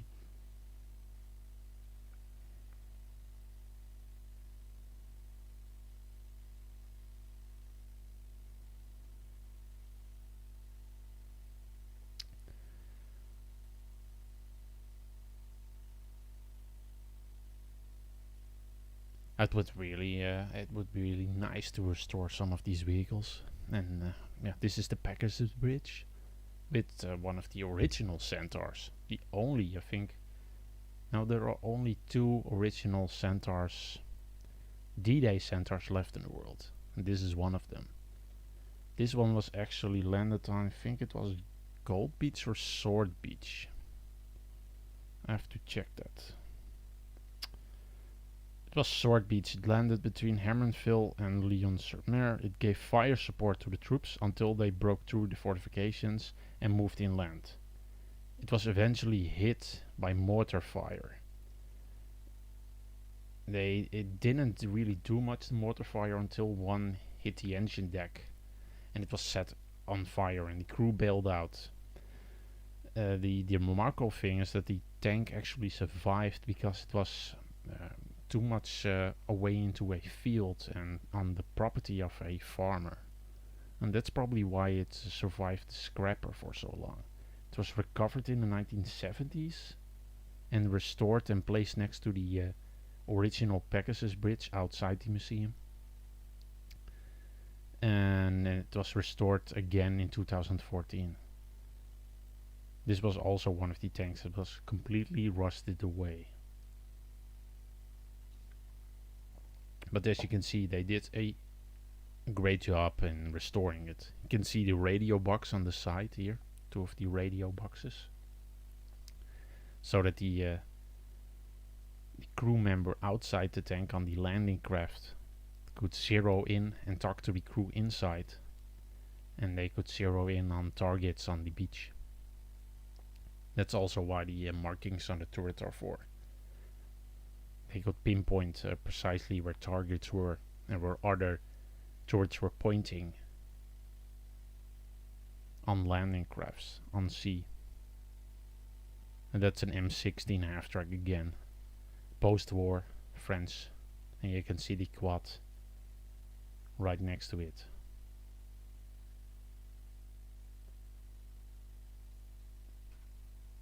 They're pretty nicely restored, and that's the original Pegasus bridge. Indeed, it's a remarkable, great restoration. It has the correct colors, everything.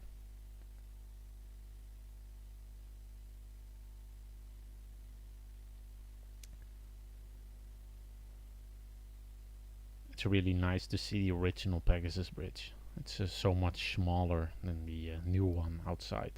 And Hill 11 over 122. It needs to be 112. That's an error again. And there's the Churchill tank. Yes, you can see without any mud flaps or skirts.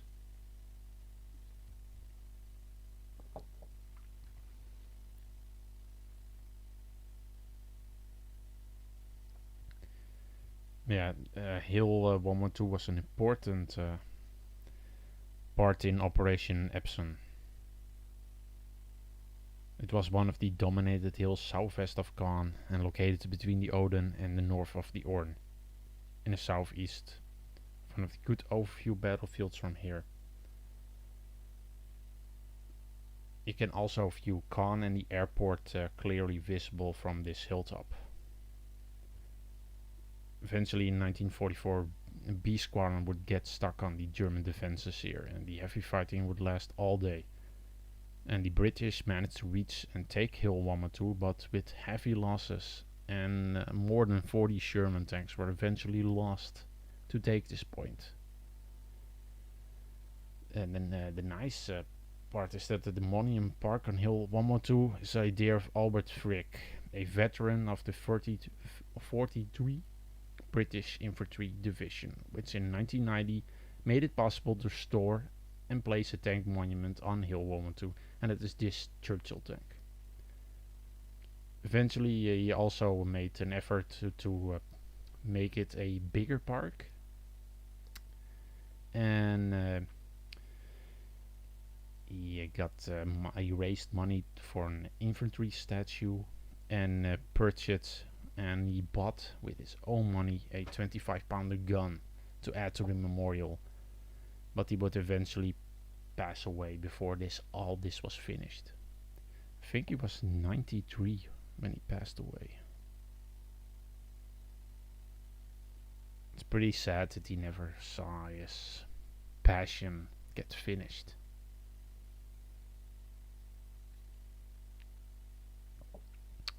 Voltman says, thank you for sharing with us all of these facts. No problem, my friend.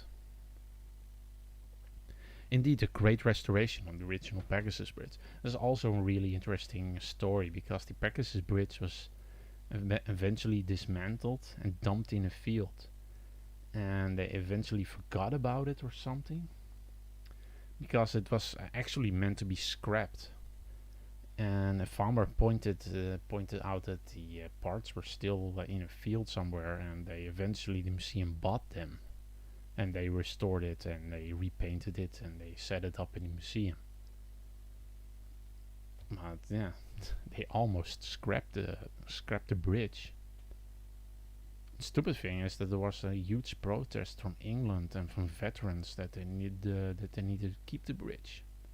Eventually they scrapped it anyway, but yeah, eventually it was dumped in the field.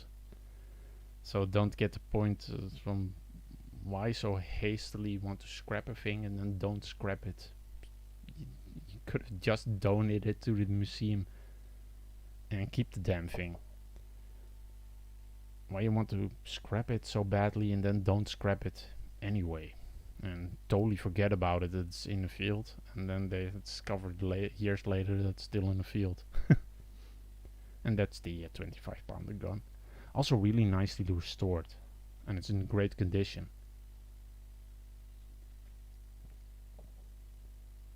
There's some surface rust, but that's pretty much it. And a memorial to Sergeant Vic.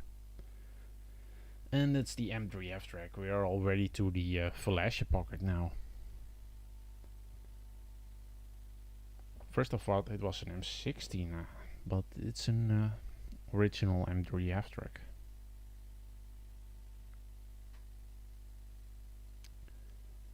Yeah, pretty rusty on the bottom, and the vehicle's pretty rusty overall.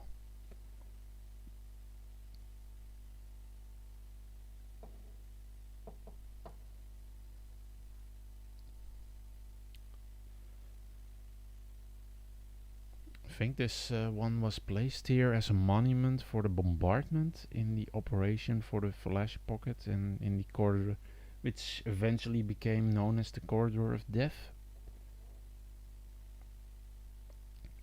It was to a bombardment to capture the Montreal area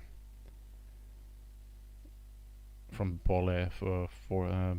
set up by the Polish and the British, I think.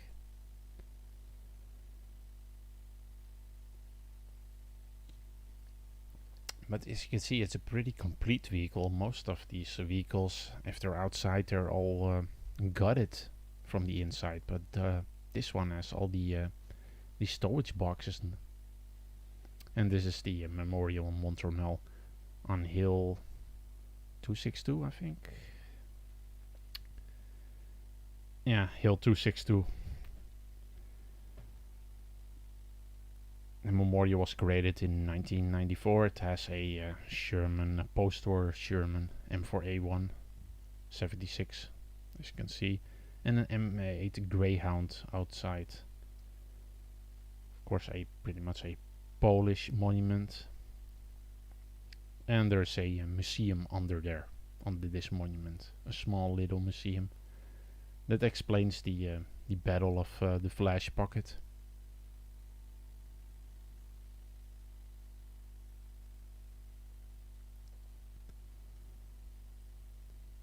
The format they wanted to scrap the bridge, but yeah, of course they wanted to, but they forgot all about it. So that's yeah, just pure luck, I think. And this is a pretty nice restored M8 Greyhound, in a pretty great condition. Not really that rusty, and I think it was restored more than 20 years ago. So for the years outside, it's in a pretty good condition.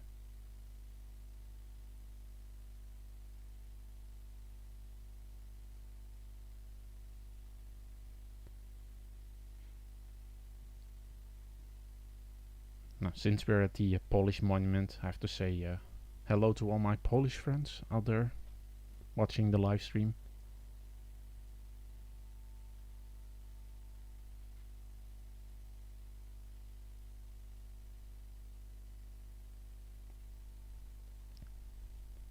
This is a French Greyhound, body markings on there.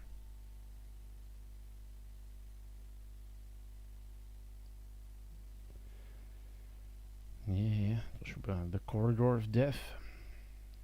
But most people overlook the part that the Polish played in this operation and general mass check.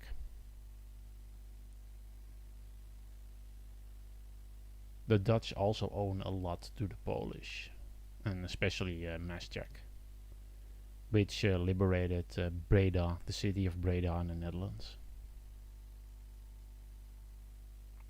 Maastricht was eventually shunned by the Communist Party, and he didn't get a military pension. When the Dutch government learned about this, they gave him a full military pension to live on.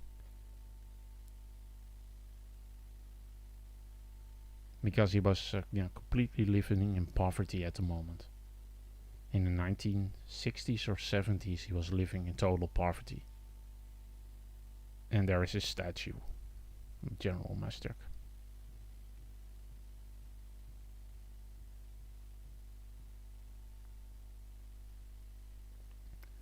In commemoration of the battle fought for the liberation of France.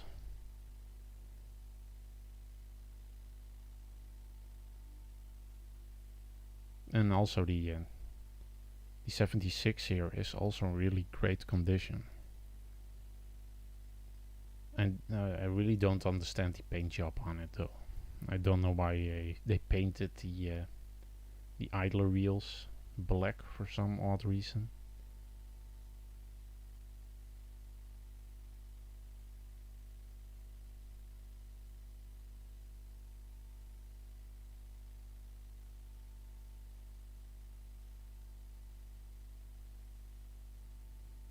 And the 76 gun. Most people always think it's a Firefly, but it's not. And to the Tiger in Female Tears, because you can't skip the Tiger if you go to the flash pocket. You have to see the Tiger.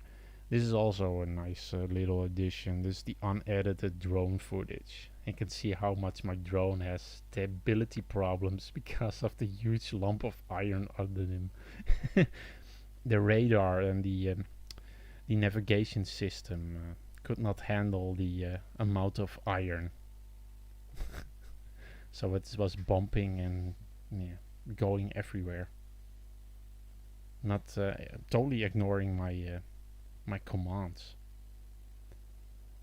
Also, what's interesting, if you look at the engine deck, you can see that that it was restored with Panzer IV engine deck plates.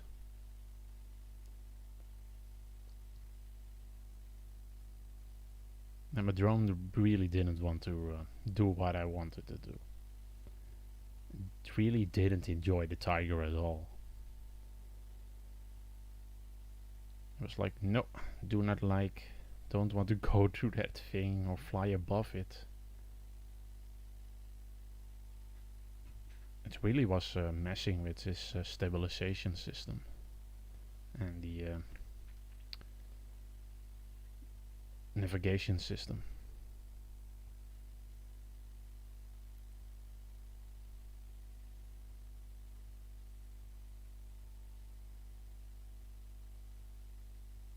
Indeed, this Tiger really needs a restoration, but they are doing a project to save this Tiger and place it into a museum in Vimatir. So they're raising money at the moment. I think there's a fundraiser even for this tank at this moment to collect money to restore it. You can see the Panzer IV engine deck plates in the back there. If you look good, you can see how small they look on this Tiger.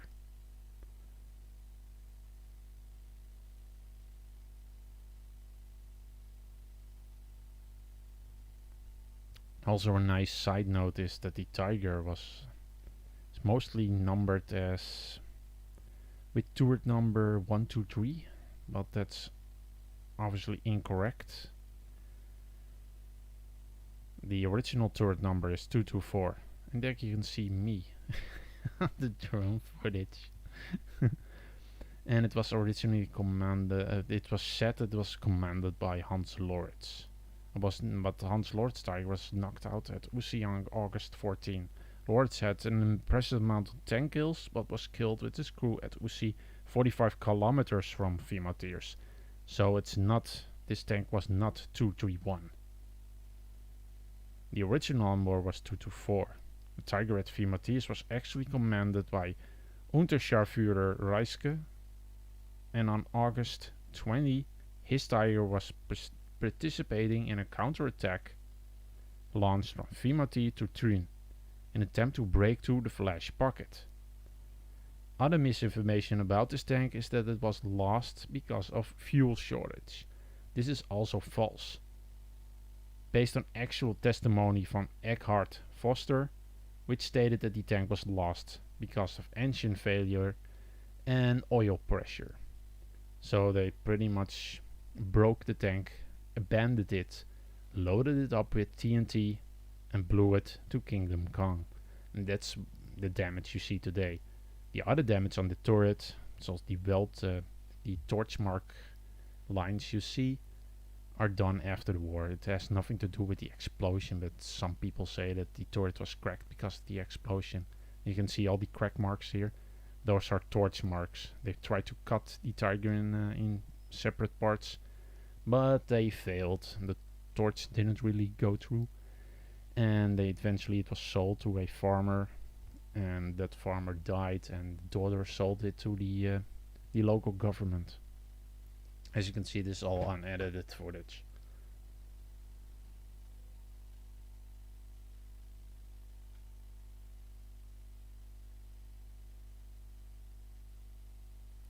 Yeah, they didn't go for a cover on top of this Tiger. They went with the fence around it.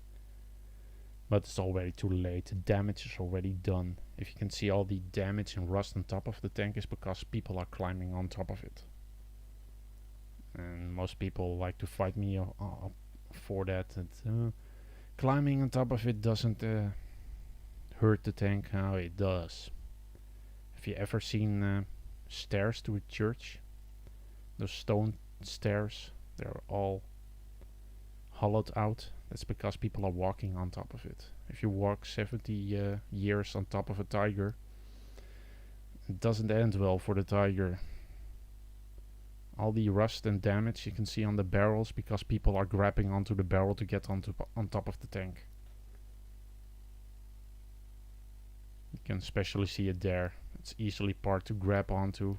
So all that rust over there is because people are climbing on top of it.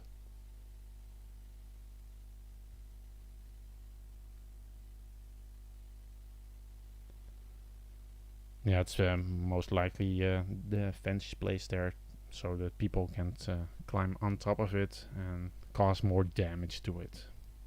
But yeah, it's pretty pointless. Damage is already done, so yeah.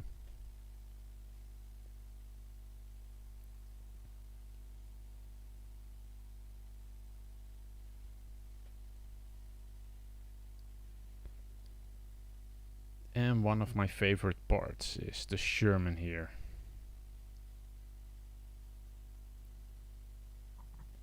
The Massasoit, I think. It's an M4A2 French Sherman tank that was knocked out when they were trying to liberate the town in here.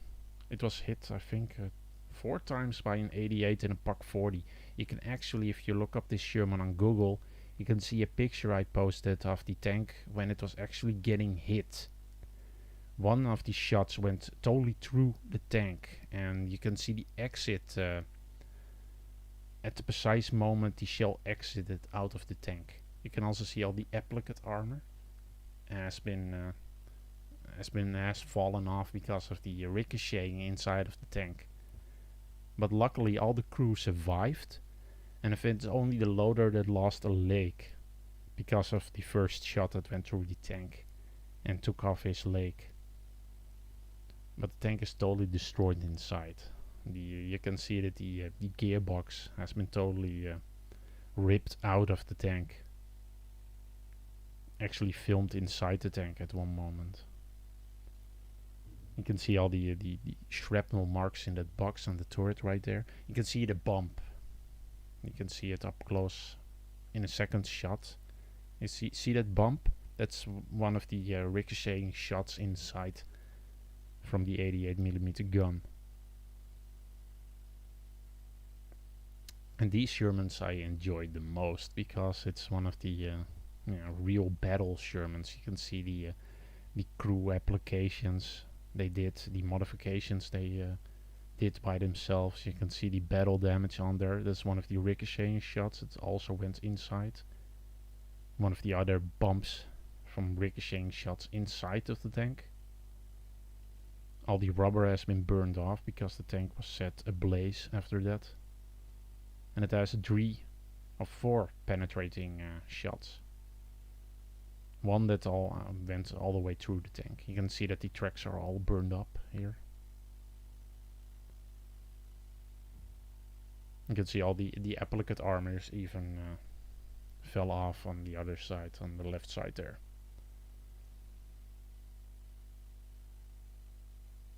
And that the last shot all the way on the left went through the applicate armor and through the normal armor.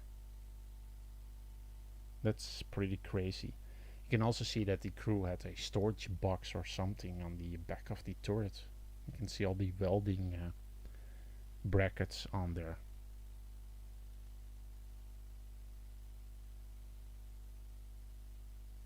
Voltmar says, I saw the bump. Yeah, okay. You can see the bump still there at the below the Massasoit. And there's the gearbox totally ripped apart. Some of the parts left inside of the tank. You can see the below armor is all bent and ripped. That's one of the exit points. And one of the ricocheting shell damage on the left side there. Also, if you go inside this tank, you really need a tetanus shot. I had one just 2 weeks before because I was working in the yard and my dumbass was grinding stones, cutting stones, and yeah, I let the machine get away from me and it hit my leg. So I needed a tetanus shot. So yeah, I got one and I climbed into this tank and I cut myself on all the rusty sharp iron in here. But didn't matter because I already had the shot. You can see all the bucket, the turret bucket parts. Those parts are so extremely sharp. You can see the bottom there is totally blown out. The commander hatch.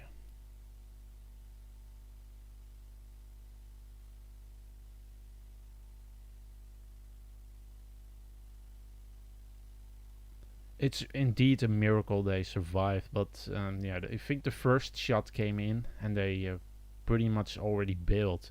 And since the Sherman had all these escape hatches, it was so extremely easy to escape a Sherman tank. That's also why it had the biggest survivability rate, because it was so extremely easy to escape a Sherman. So it was hit, they escaped, they bailed, pretty much bailed out. And what the Germans did, they keep shooting at these tanks until they went up in flames. That's because when it goes up in flames, they pretty much can't recover it. And that's why the Germans did that. This is the second Sherman tank named Karen. And this is a dangerous Sherman tank because if this Sherman tank gets mad, it goes to your manager, your store manager, and asks to speak with him because it's a Karen. It also has a white and blonde short haircut and is just general annoying. But you can see the penetration mark there. 3 of the crew members died in this one. And you can see a bounce shot even from the Pak 40 that hit it. The totally bent out hull here. I think it's because of the heat when the tank was ablaze at one point. I have to look up which crew member died in this one. It belonged to the 501st Tank Regiment, the 2nd Army Armored Division, French Armored Division. Located and knocked out on 12 August 1944 to stop a counterattack from the Germans around Montreal. It was hit in a turret which killed the commander, gunner and loader. The other crew survived. You can see the tracks are also burned up.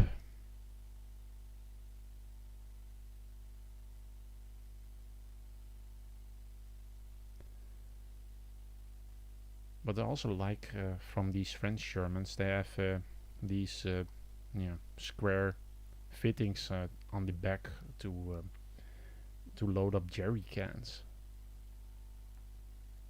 You can see the bottom plate is totally destroyed. The engine covers are all missing.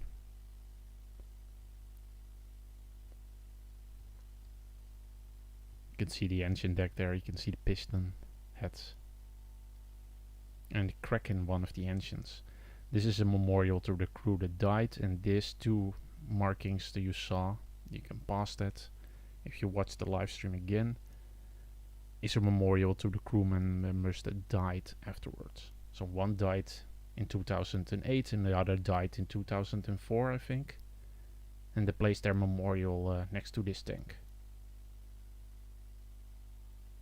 Let's answer one of your questions.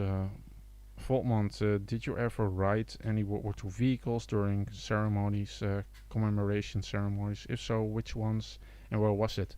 I rode a, and this is one of my fondest memories, I rode a Willys Jeep in Normandy on D-Day around the coast.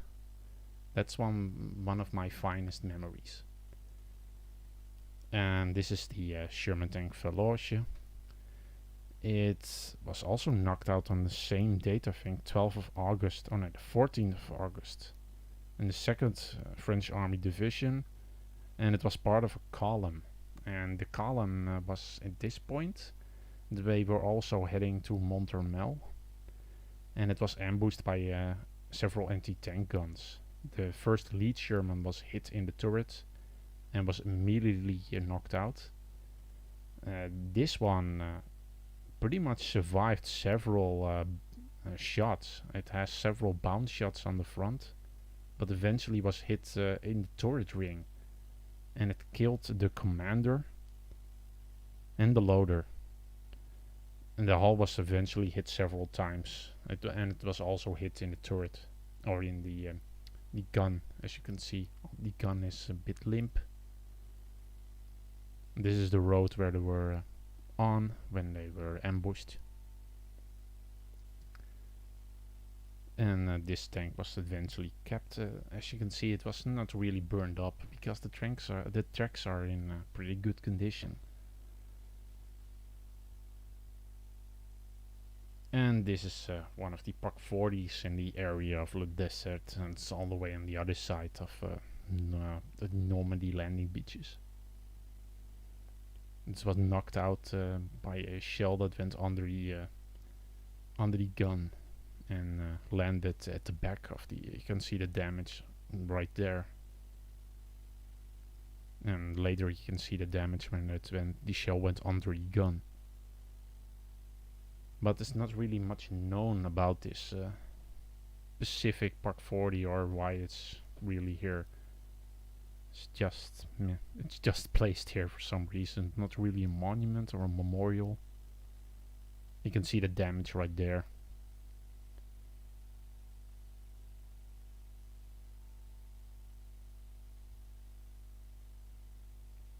You can see the holes in those bolts right there. Don't know if anybody know what these holes are for. I know.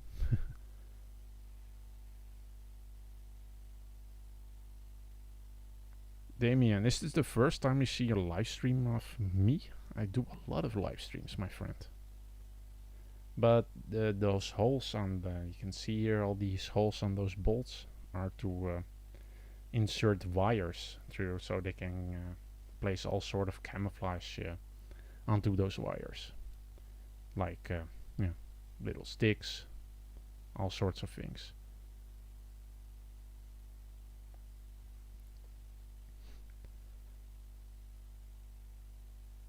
Another odd thing I see about this gun is that the rubbers on the side and the wheels, they have railroad spikes through them for some odd reason. I think that's done so that because at one point I think the rubber was getting loosened from the steel wheel, and they rammed those railroad spikes through that. so that the rubber doesn't fall off. I have no idea, it's really weird. Don't know if you'd see it in another part of this video, but you can clearly see that there is a railroad spikes through the rubbers of those wheels. You can see that on the right wheel there. You can see one railroad spike. What's the maximum range of a Pak 40? I have no idea from top of my mind. It was a extremely good gun, so it had an extremely good range. But the precise range, I have no idea. And that's another M4A1 76mm or 76W.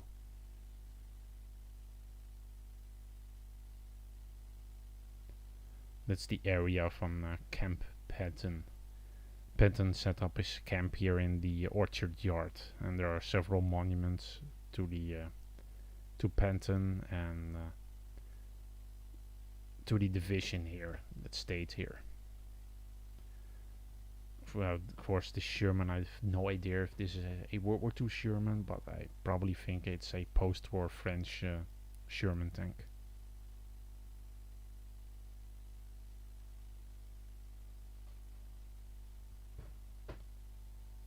The nickname Lucky Forward.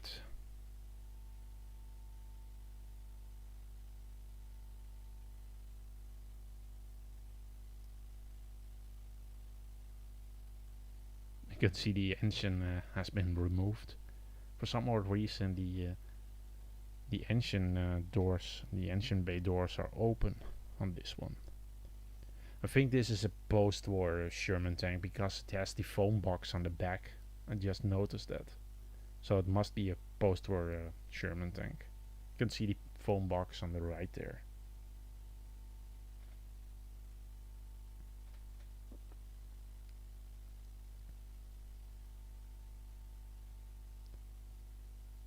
This is a really nice park, memorial park to visit if you're in the area. Especially if you go from Normandy and you want to visit St. Malo. And you go past this, I would recommend you go past this Sherman tank. You also have a Sherman tank in Avalanche. That's also a Patton monument. Sadly, the Avalanche World War II Museum is gone for a very long time, but this is also a really nice place to visit.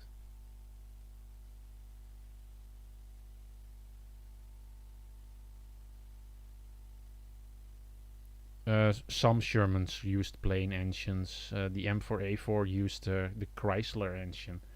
It's literally, I think, 4 Chrysler engines fitted together. And because the engine got so big, they had to redesign the hull. So they made it longer, and that's why the that's how the A4 came to be. It's also a really easy way to spot an A4, an M4A4. It's because the hull is longer. The Sherman Transformé is also the reason why the Sherman Transformé is longer, because it also has a bigger engine and it was built by the French. So that's why it's called Transformé. And there is Patton. All sorts of information signs. And that's the orchard yard. There's still a part of the orchard yard left, but most of it is gone. And that's pretty much it.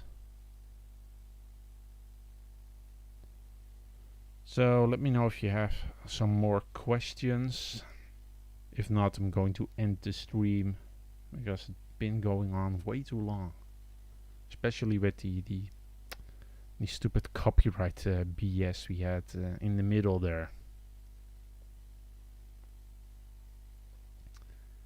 It's a bit sad that you can't really stream as good as Twitch. Twitch doesn't have the copyright nonsense. I think YouTube should change that. You can just stream anything you want and the stream doesn't cut out just because you have copyrighted material in your stream. Indeed, some Shermans had plain engines, yeah. You're welcome, Peter.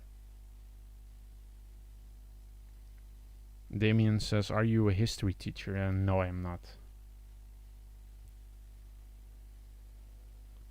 No, but I had moments in school where my teacher was so fed up with me with knowing so much stuff that he was, okay, you're going in front of the class and I'm just getting out of here because I'm tired of your smart ass, and yeah, bye bye.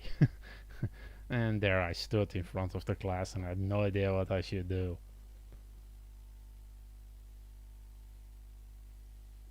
Cody says, thanks, this was a really good live, I really liked it. Thank you, Cody. Damien said, you live for great videos. Thank you, Damien. Glad you enjoyed it so much. And yeah, I always feel awkward to end a live stream. I enjoy it, but if it goes on too long, it gets a bit boring. You're welcome, Voltmand. I really enjoy doing live streams. Maybe I'm going to do a live stream at Overloon because a lot has changed and the museums are open again here in the Netherlands. So we can go and do stuff again. And since I think the last live stream was last year in January, and that was at the National Military Museum in Soest. And most of the time I do several live streams. A lot of live streams, in fact. But yeah, I don't go anywhere last few times.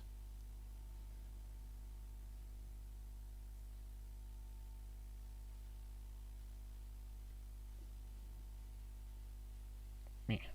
So, but yeah, that's pretty much it. Been last year to Overloon. Yeah, it was open for a short amount of time, and when I wanted to go, it closed again for COVID reasons. Volband said, I see what you mean. History teachers did the same thing with me too. A lot of teachers, I don't want to point fingers, but it's mostly female teachers that got pissed off with me. I have 2 female teachers that teaches history, and they got serious things, even sometimes the date of D-Day wrong, and it pissed me off so much. And that I wanted to pretty much to humiliate them. So I acted like a smartass to them, and they got so extremely mad about it.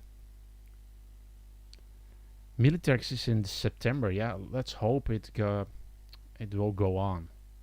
Would be really interesting to see another Militax, and I will also do a live stream of that. I hope I can do I want to go 2 days to Militax, maybe 3 days. Mostly I'm on there on Friday as well. When they're all setting up, I'm doing a live stream on Friday, always on Friday. And maybe I'm going to do a live stream the whole day on Saturday. That would be the goal. I'm going to walk around. I'm not going to really film with my camera then. Maybe I'm going to set it up, shoot some shots.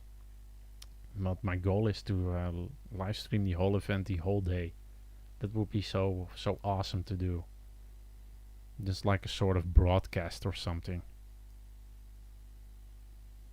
Indeed, Jonathan, I'm from Holland or the Netherlands. Don't say Holland. Most people in the Netherlands don't like it when you say Holland for some odd reason. I have no problem with that, but some get pretty pissy about it.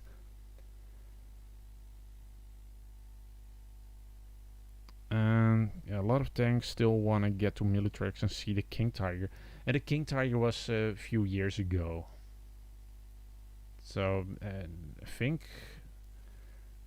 before COVID it was the plan to have the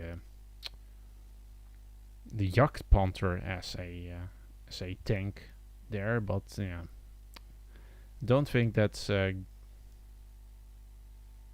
going to be the tank that's going to be there this year. I have no idea what the last year's plan was. Having Sherman tanks and Stuart tanks there and some German tanks, but the idea for this year, I have no idea what's the plan now.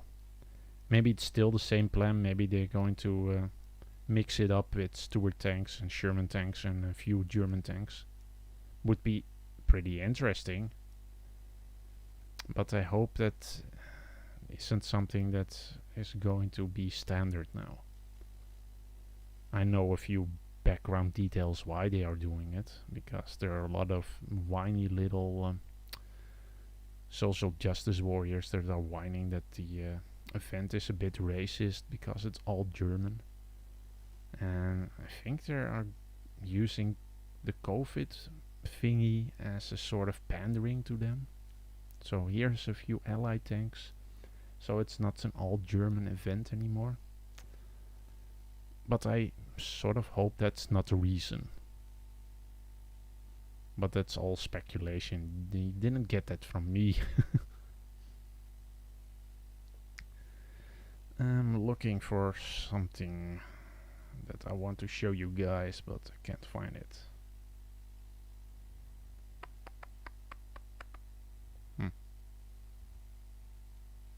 I think I'm blind.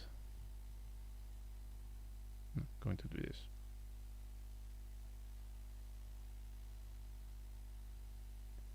Having some background footage.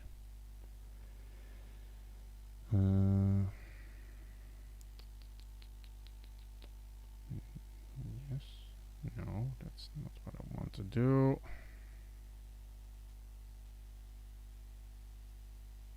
Yeah.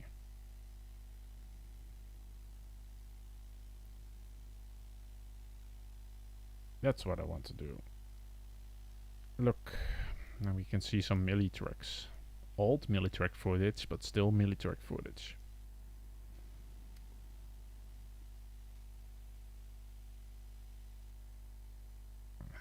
And that's the Mandalorian. That's not what I want. I need my... Go in my chat.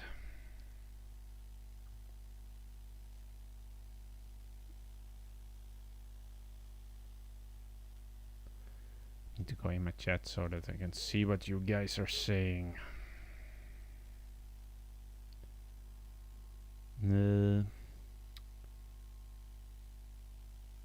I hope to get at least Overlord and Militrex, now that also French and German, Belgian, Dutch origins. Okay. Tom Ming says hello from Italy, hello from the Netherlands. No, I didn't see Bruce Crumpton. I've seen him once. At one point I had someone that showed me some of his t-shirts, some of my t-shirts at one point. I heard that he really liked my my design for t-shirts, and he wanted to meet me at one point, but he never did. So yeah, that's as far as I got to Bruce Crumpton. And that was indeed a Kettenkrot.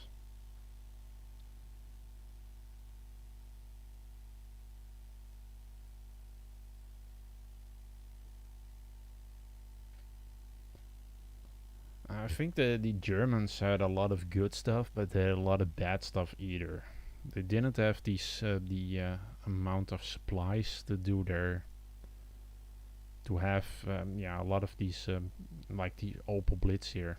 They didn't have the supplies or the maintenance of the resources to produce them in a large amount. So what the German army was basically like was horses, horse-drawn carriages, other trucks from Russia. They used trucks from France. They used armored vehicles from France. Most armor you saw in Normandy in the first few days were French tanks. But mostly it's built up that the German army had the best tanks and a lot of these best tanks, but most tanks and armored vehicles were not theirs.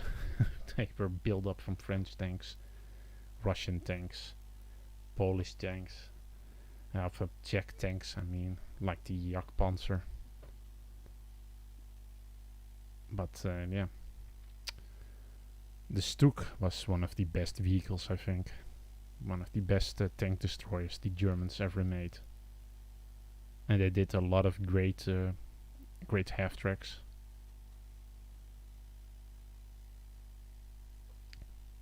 But yeah, a lot of people also think that the half-track was a German invention, but it was not. It was a French invention. Is YouTube your full-time job, or do you have something else? I don't have something else anymore. So I'm doing this full-time at the moment. I just quit my job. I first did... I have no idea how to say that in English, but this pretty much taxi work, but not really taxi work. It's more group transport work.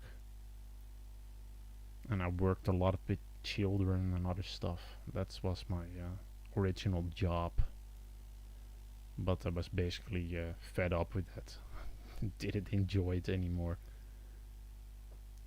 And with the COVID and all, you didn't get any money for your work anymore, and I was just tired of it, so I quit. And I decided I want to do this for a living. And at this point I'm making more money than I ever did. So yeah, I'm happy with it. But my original job was I was a paramedic at one point. From paramedic to taxi driver. How low can you go? Format says, cool to know that your YouTube is your full-time occupation. Yeah. I'm enjoying it. And I find it cool as well. Damien Groen zegt, Tigers had much problems for all the eerste production line. And he said it in Dutch, but yeah. Klopt, maar ze waren voor de rest best goed. Zeker. But the Tigers didn't have really big problems in the beginning. That you're more thinking about the Panzer that had a lot of trouble at the beginning. And trouble that wasn't really solved. Most people that think that the Panther problems were solved, but they weren't. They had the gearbox problems that was solved, but they had multiple fuel line problems and fuel problems in general, with that the Panther would just burst into flames because leaking fuel lines. That problem was never solved. The Panther would just basically set itself on fire at most times. And indeed, 007, the Panther had some big issues at the beginning.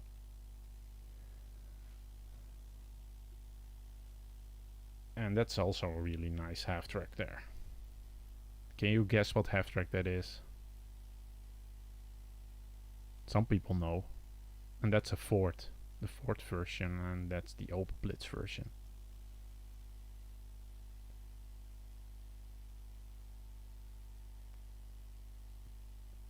Who's your favorite tank ace? That's a hard one. I find them all interesting.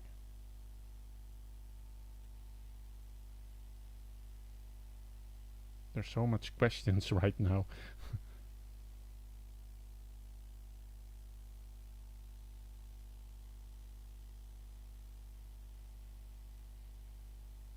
Yeah, of course, Michael Whitman is an interesting one. Kurt Knispel en Otto Curious. Heb je Fury gezien? Yes, I've seen Fury. Who didn't? And I didn't really enjoy it. I found the beginning was good, but then it got ridiculous at the ending. It's sort of yeah. I had the idea that they told the writers we need to have this tiger in there, and do what you want with it. And the writer didn't have really good understanding about the tiger at all, so they just shoehorned the tiger in there, and the tiger was only in there for promotion, to get people to see the movie, and that was all. And I think if they used the tiger to the end, or used the tiger multiple times, maybe 2 times, it would have been a better movie.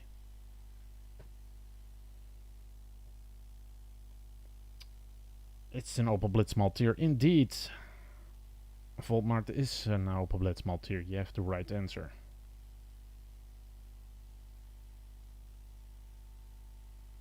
Do you think the Panther 2 would have been as successful as the Panther? The Panther 2 was a failed prototype, pretty much. It came before the new Panther, and the eventually last Panther was the Aus F version, and the Panther 2 was a failed project. So I think the successful part was the Aus F. It had better production value, so they could produce the Panther at a faster rate. And that was the whole point of the Panther 2 at the beginning. And eventually the small turn on top of that. Have you ever been at the Militrex? Are you asking me? Because look at the footage. Of course I've been there. I did multiple live streams at Militrex. I'm hoping to do them this year again, and I want to do the whole year, of the entire day. I want to do a live stream there, but yeah. Let's hope it doesn't get cancelled.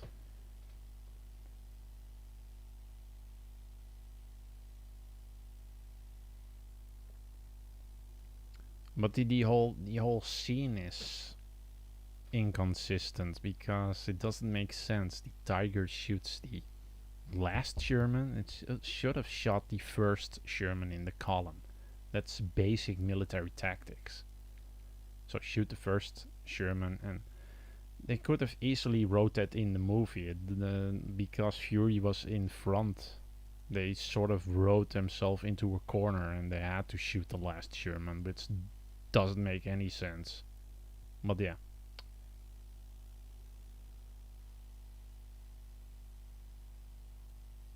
Oh, the T-34 movie, yeah, that's a fun movie, but a really stupid movie. The chat is going really fast now, so sorry if I missed some questions. Someone was blocked, also I see. Do you know the Panther F? Yeah, that's what I was talking about. Somebody asked about the Panther 2, so I'm saying the Panther F was the successor to that. The first did a prototype for the Panther 2 that wasn't really up to the challenge, and they did the Panther F at one point. Also, people also think that the Panther F didn't saw any battles, but eventually it was used in the Battle of Berlin. If you see my second channel, I have a small part footage of the Panther F. But the small turn was never used on the Panther F. They eventually used G turrets on top of the Panther F. And T-34 is indeed the dumbest movie you ever seen, and I concur. It's stupid. It's really stupid. But is that all the questions?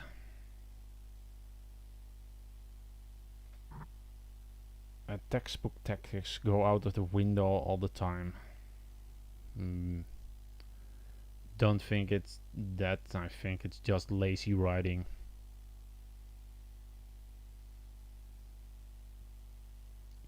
And Saving Private Ryan is indeed one of the best. Of course, especially the beginning. The last part doesn't make any sense also.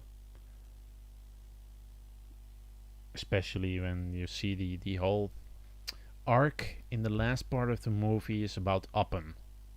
When he has all the ammo around him and he struggles with his fears and he doesn't want to go to his fellow soldier that's getting his ass whooped and he's getting killed, and eventually he's at the stairs and he struggles with all his emotions and his fear, and eventually he shoots the German soldier. That's his arc.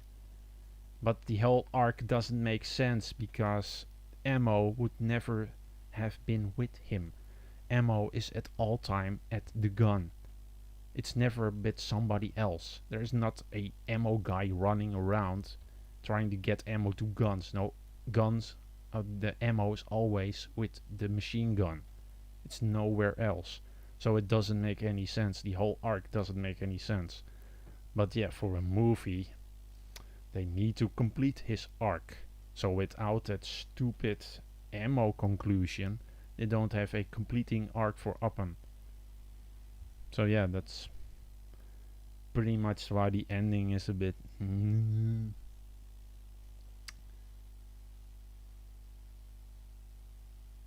A Band of Brothers is extremely good. Yeah, that's probably the best series out there. But yeah, most great war movies I saw from Asia. Korean war movies are surprisingly good. Not the new ones, but the 2007 ones and 2010s. They made extremely good Korean war movies. And so did the Chinese at one point. But not anymore. Hong Kong made a lot of good movies until the communist regime took over the film studios, and now it's all bag of dicks. I think I didn't watch a Hong Kong movie for so extremely long, for more than 5 years. Nothing is great anymore. And it's pretty much like Hollywood now. Hollywood is pandering to China, and every Hollywood movie sucks. Basically. And sad days. Most people don't believe that, but there's basically one point that proves that, is because where are the comedy movies? There are no comedy movies anymore because of pandering to China. Oh yeah. Letters of Iwo Jima is great. And you have Forefathers is this first part, and then you have Letters of Iwo Jima. And that is one of my favorite movies because it has a lot of great Japanese actors in it. And yeah, I'm a Japanese weeb, so yeah, I watch a lot of anime, Girls und Panzer and all that sort of stuff. And you can see that in my videos. I have hints of anime here and there. So I'm a big Japan weeb, so I watch a lot of Japanese movies. And of course the Pacific. That was extremely good. Damien says Hollywood movies are all about explosions. Not anymore. What was the last movie that was all about explosions? Maybe the Transformers movies? But the last Transformers movie was good, and that was Bumblebee. So that doesn't make any sense anymore. Stalingrad, yeah, and Das Boot. And Das Boot is not really a movie. It was actually a mini-series. So that I don't count that as a movie.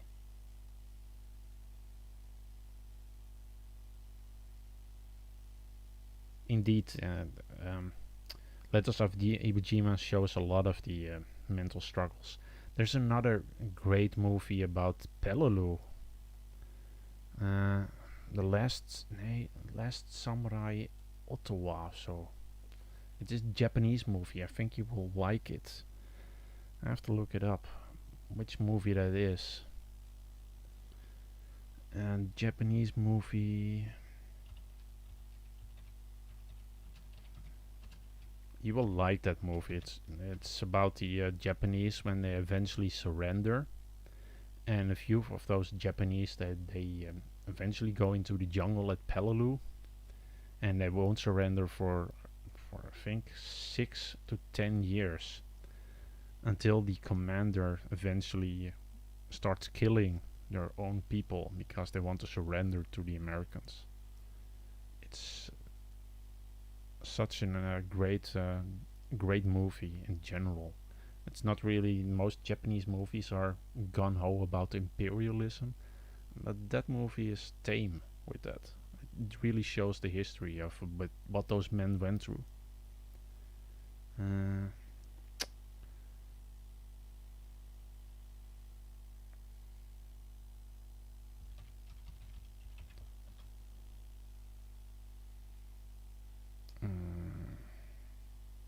think it was Battle of the Pacific is the American name.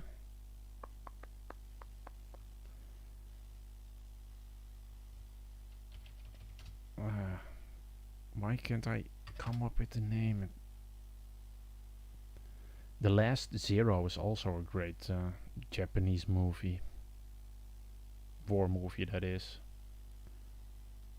And I think they also call it Zero O. Dus eigenlijk 00. That's typical Japanese logic for titling a movie. Last Samurai Ottawa, something like that is the name of the other movie. My Way is also a Korean movie that's pretty interesting about 2 Korean soldiers that were on D-Day and were forced to join the Germans in the Oma defense. That's also an interesting movie.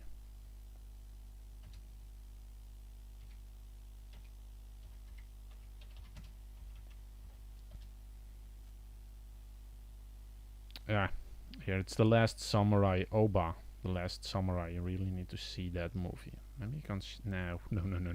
I'm not going to show the trailer. It's going to give me another copyright bull crap. Ah, what the heck? I'm going to show the trailer. Last Samurai Oba.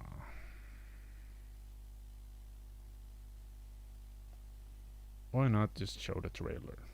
Go balls to the wall.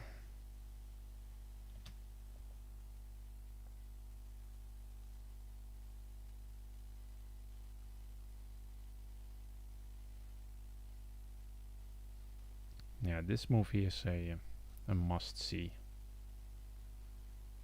Grave of Fireflies, that's a great anime. Yeah, also yeah, something you want to see. I saw once See the Man in the High Castle on Prime Video. I want to see that movie, but it's a mini series. I will skip it.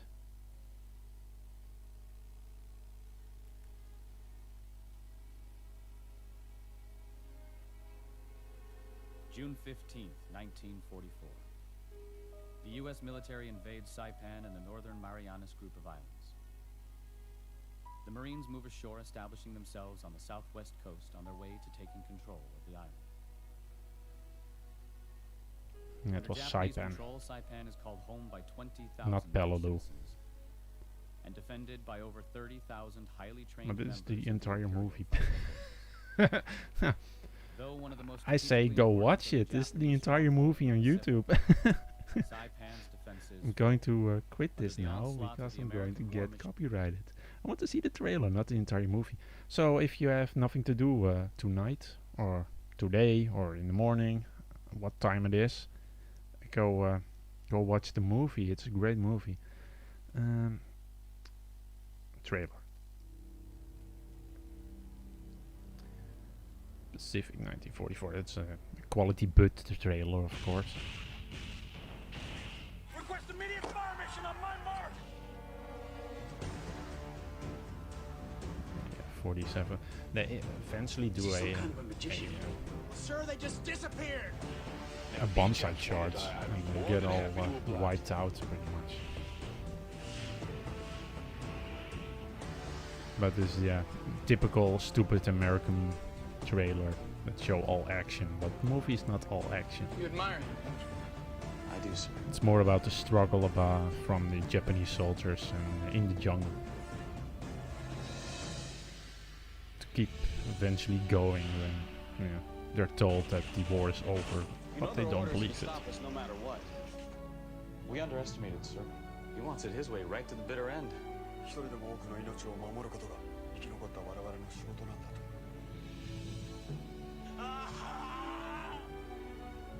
生きろ。 I want to search the other movie that I recommended.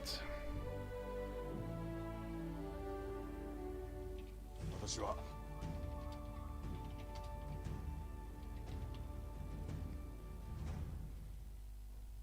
Yeah, the other movie is Internal Zero. I'm going to search in Japanese because I'm going to get the stupid American butt trailer again. And I don't want that. So I'm going to search in Japanese. Oh, no. Here you have the movie, but I don't think it will be with English subs. That's the OST. We don't want to have that because we're going to get a copyright strike. I'm going to pick this one. And the soundtrack of this movie is also extremely good. And the CGI is also pretty decent.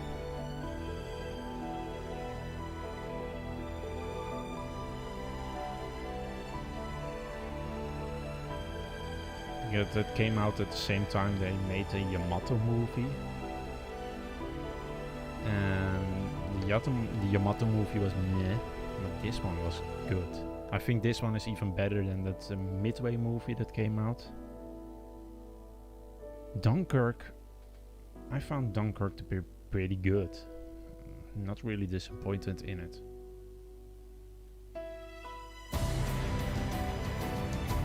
The typical Japanese weep music. It's more an OCT than an actual trailer.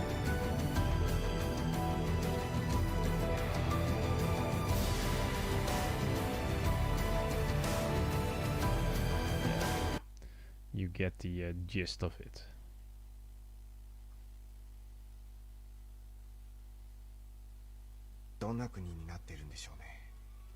It's about someone figuring out the past of his grandpa, I think. And what happened to him? Because there were kamikaze pilots. It's mainly about kamikaze pilots. And of course I'm not going to give away the ending, but yeah. Most kamikaze pilots don't have happy endings. And that's also an interesting point of view to see.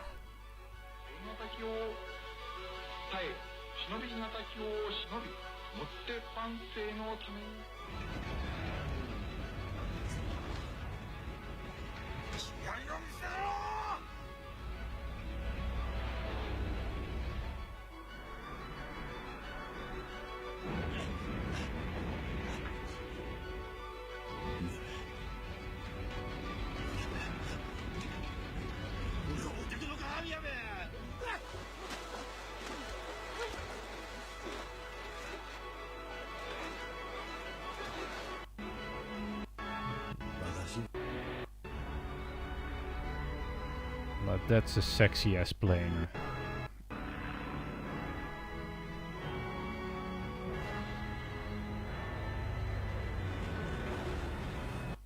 Gotta give it to the Japanese, that's a sexy ass plane.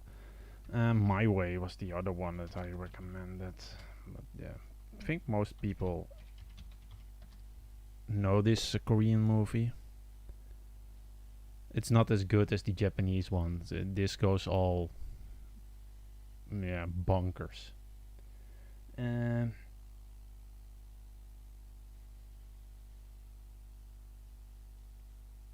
Format says the movie trailers you show seems to show very promising movies. Yeah, they're pretty okay movies. Midway was indeed inaccurate. That was a joke of a movie. History buffs did a great review of those movies. I recommend you all go and sub to History Buffs right now. He has a great review of that movie. But let's watch this R-rated movie, more rated R for retard, because this movie goes all bonkers, but the story is interesting.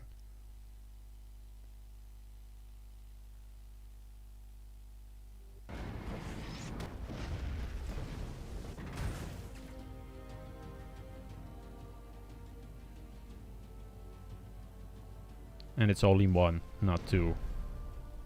That's a lie. Two men in a lifelong rivalry. When the world. Yeah, indeed, there's not really a good film about the Ardennes offensive. Maybe the Battle of the Bulge on the 60s. But that's about it. What do you mean, Damien? Will you have Band of Brothers? The Pianist was great. The first bunker scene with the Russians.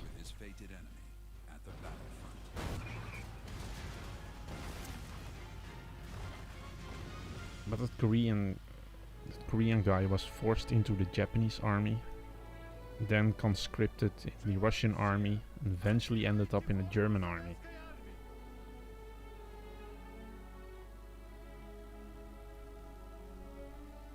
Once enemies, they become bound together by a will to survive. But of course you have to go with subtitles, I think. And most Americans don't like subtitles. World War II and is inspiring audiences around the world. Indeed, Damien, Band of Brothers shows the Ardennes offensive. That's the only good prediction, or yeah, how do you say that, of the Ardennes offensive. My way. And indeed, the Pianist is excellent.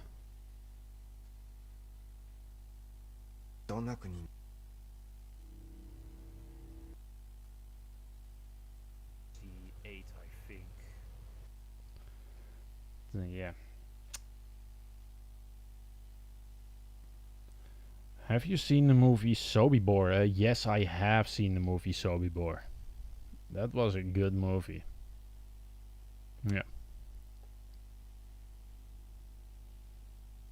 But do you mean the remake Sobibor of the old one from the 60s or 70s? Because I've seen the old one and that was great. The remake was a pile of garbage, I heard.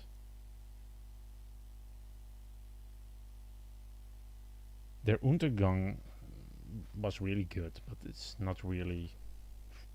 It doesn't really take forever to watch. Didn't find it to be boring at one point. I even saw that movie in theaters.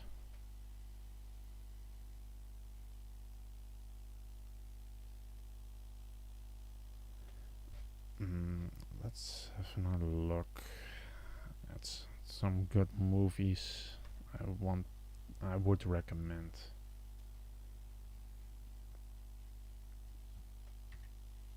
And did you guys already sub to History Buffs? I really recommend his channel. He does a lot of good war movie reviews, and with with some history, with real history lifted in there. I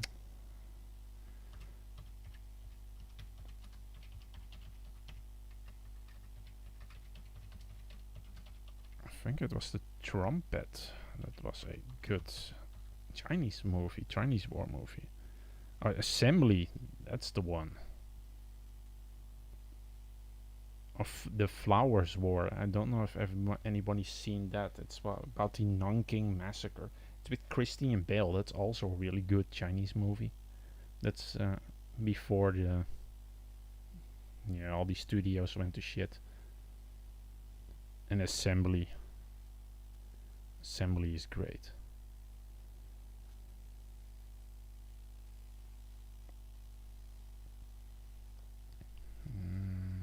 Assembly.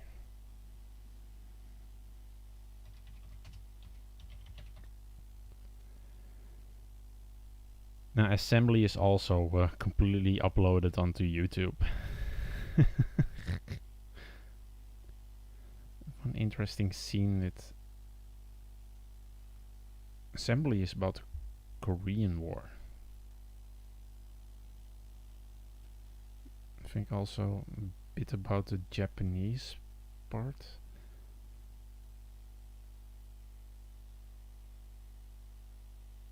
There's no trailer for assembly.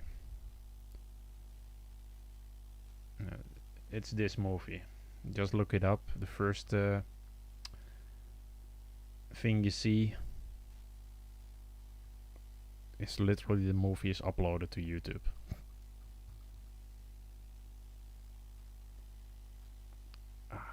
Another movie. I think you all seen this one. Far Away from Home. You've seen this scene. I know you have seen this scene. The Long Way Home is the movie. You want to see a stupid scene? You're gonna get a stupid scene from an incredibly funny movie about the Korean War.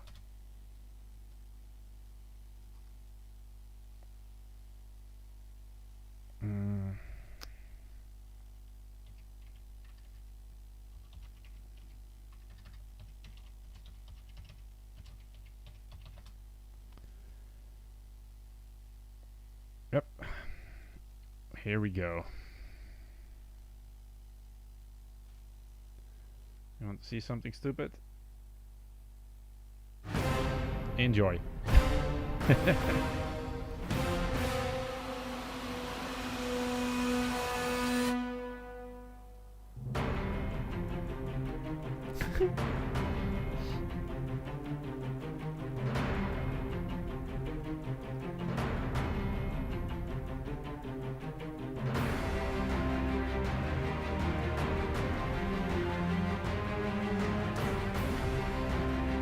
I know people seen this scene.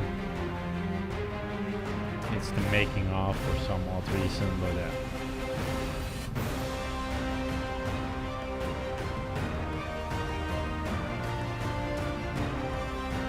can see the total scene of this. It's so fun.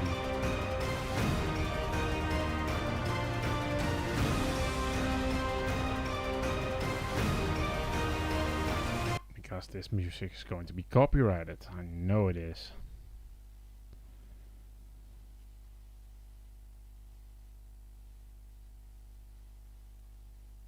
But yeah, I think a lot of you have seen that scene on YouTube. Or from Facebook. For sure. But that's just... the best. Oh, there am I. That's not what you want to show on YouTube.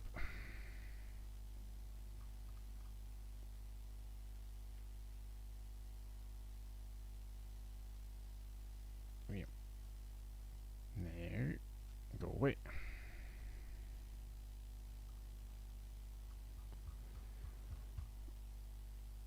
There's one of the best Korean War movies. Are there movies about the African campaign? Valkyrie is short part of the African campaign in the beginning, but not really interesting.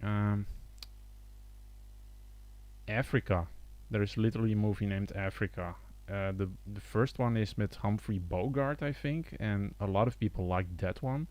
But I seem to enjoy the one with Jim Belushi.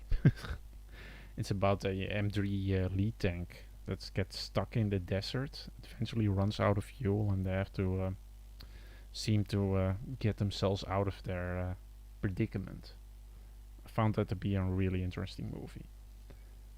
And that sort of lets me think about Tank. And don't know if the people know the movie Tank from the 80s. It's about a guy that has a tank in his private collection, and he gets into trouble with the law, and he goes on a rampage with that Sherman tank, and pretty much goes on a war with a police sheriff and drives through his police station, all that sort of stuff. That's a fun movie.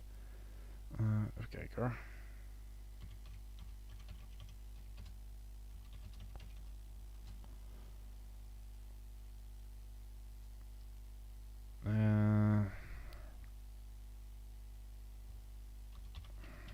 Googie is die goede Korean movie. If I were to recommend one movie to see, this is one of the best war movies I have seen.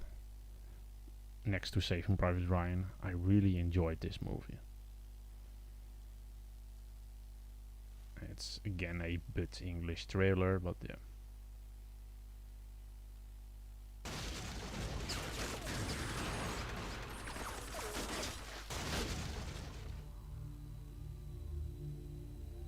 Why is the English American trailers always focused on the action? Well, the action is not the important part.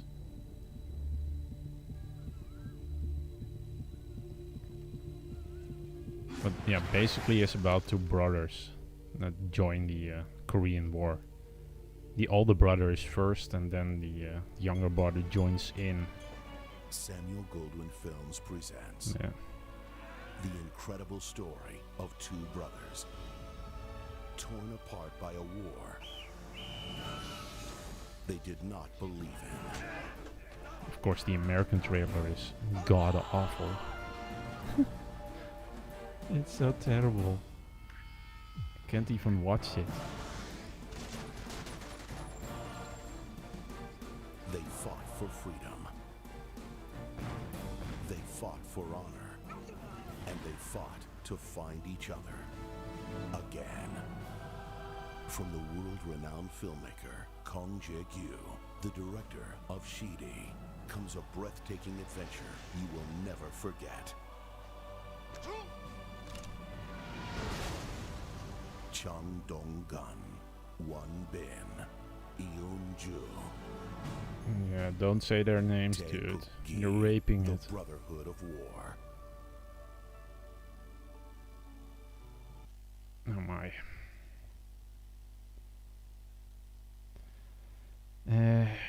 Look at the chat again.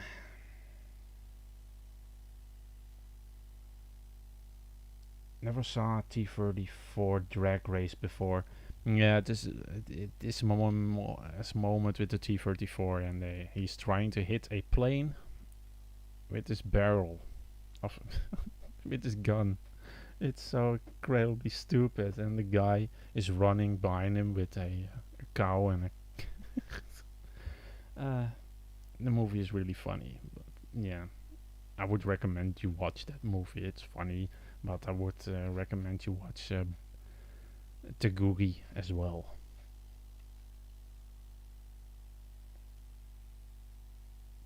But the African, yes, I think the African movies, I think it was called Africa.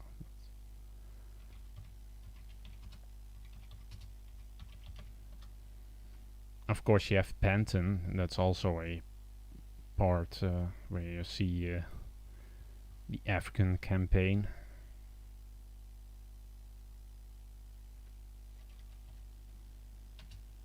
I think it's called Africa. It must be called Africa. Valkyrie, we have that. Lions of Tobruk, that's also one. Yeah, of course, Panton.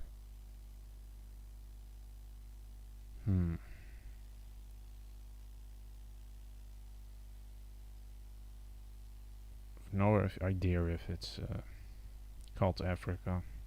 It's with Jim Belushi, that's all, and I think it's the original one is with Humphrey Bogart. But I'm not sure.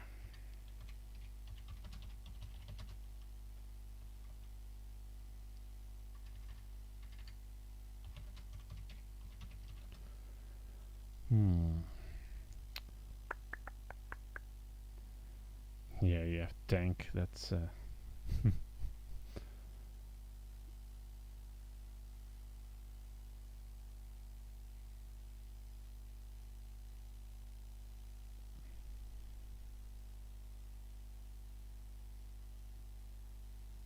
now someone knows this movie. I do believe I got you covered.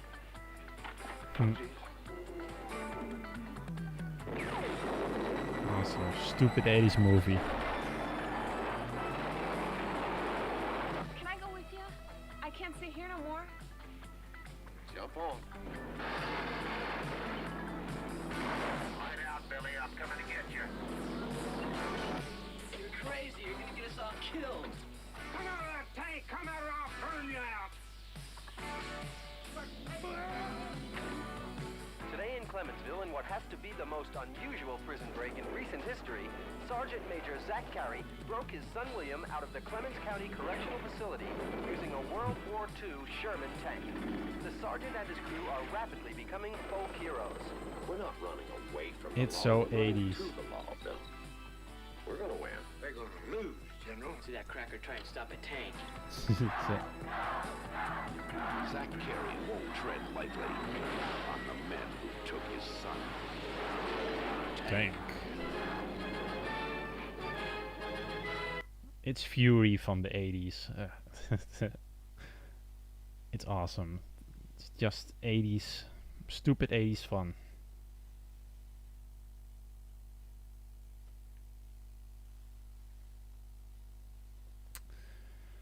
But yeah, that's pretty much it for the movies. Yeah, it's really laugh out loud fun. It's pretty much all those road movies and those crazy 80s movies are fun.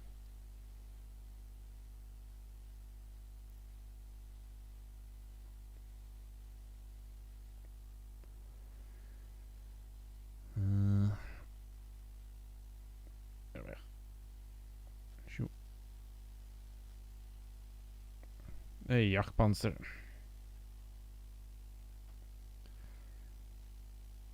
I'm really still thinking about that M3 Lee movie in Africa. I think it was called Africa.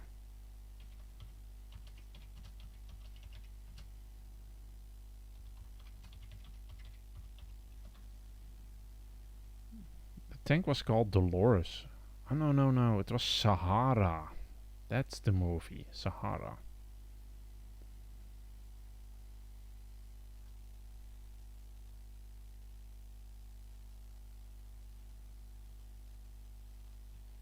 Sahara.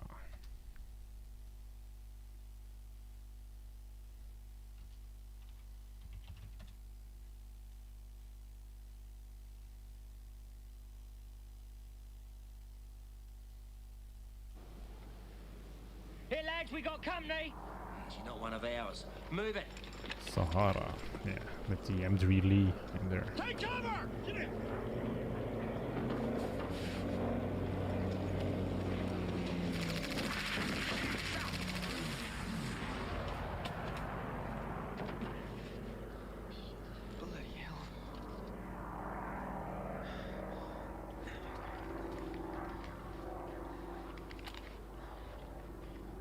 Coming back, boys!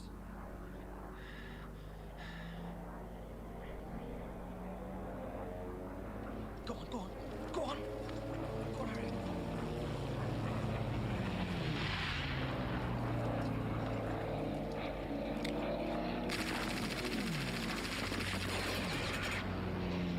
Why aren't we firing back? I want them to think we're out of ammunition.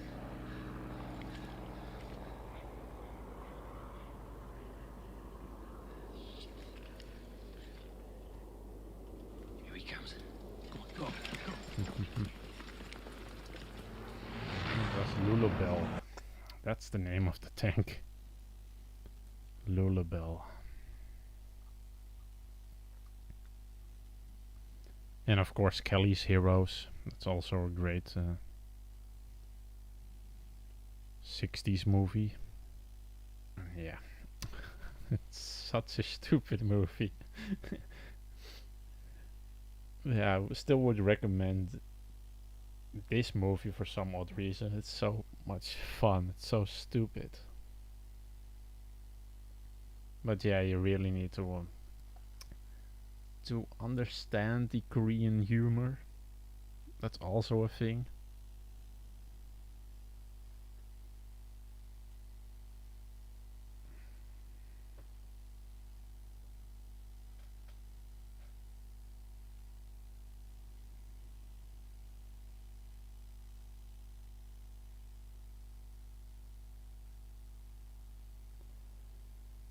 Yeah, the T-34-85, they didn't really have that during, I think, during Stalingrad. That was, Enemy of the Gates was during Stalingrad, was it not? Or am I confused with another movie?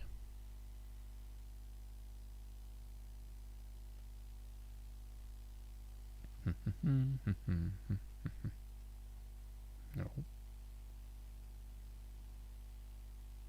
Ik heb een krat.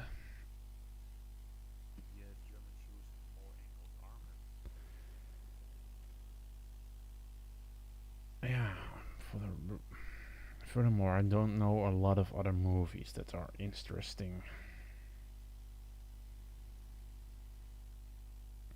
I can talk about a lot of other movies that are not war movies, but yeah.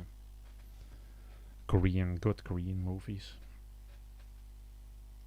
Yeah, indeed, it was about Stalingrad, Damien. Yeah, yeah. Those tanks weren't correct at all. I know that the Panzer III's, Panzer IVs were so deformed that they sort of looked like Panzer III's.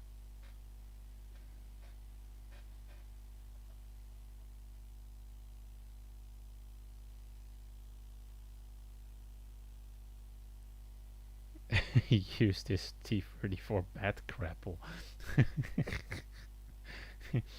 Yep. I get so much joy from that stupid movie. It's so much fun. Yeah, I get really much joy about from a lot of Asian movies. They're just a lot of fun. Most people don't enjoy them, but yeah. I sort of enjoy those sort of movies a lot. There's also another Korean war movie made by Koreans, South Korea. 17.5 Into the Fire. It's about a true story about a school, and during the Korean War, a lot of school student soldiers at that point. And that was a school that was on the verge of being student soldiers. But eventually the South Korean army retreated and they left the school behind. But the students didn't want to move. So they eventually stood up to the advancing North Korean army. And they pretty much all died. They sacrificed themselves to let the army retreat.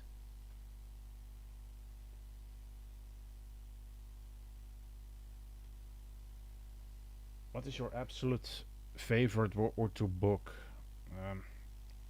And that's the problem with me. If I read a book, I always forget the name. I have a few books downstairs. And I have a few favorite books in there, but I really have no idea. I know one book that I really enjoyed was from the guy that dug up the Macy battery about Point to Hoc. I think it's called The Scam of Point to Hoc, or the something with the that's what I mean. I always forget the names of books. It's about Point to Hoc and why the Point to Hoc battle was totally pointless. Bombing of Point to Hoc was totally pointless. because the real threat was the Macy battery.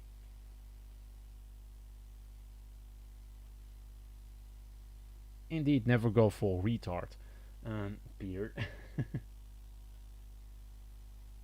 You should read The Man Who Broke into Auschwitz. That sounds interesting. But yeah, about Point to Arc. Point to Arc was totally pointless, and the guy, Rudder, that led the Rangers, he basically ignored orders. And a lot of people died because of him, but he's still considered a hero. And he still has a monument at Point to Arc. And a lot of things are dedicated to him. But he basically ignored orders. He didn't move to the Macy battery. Eventually he stayed there for 3 days at Point to Arc and didn't do anything. And he had a lot of excuses and lies about why he stayed at Point to Arc. All that sort of things. But yeah, that's an interesting book.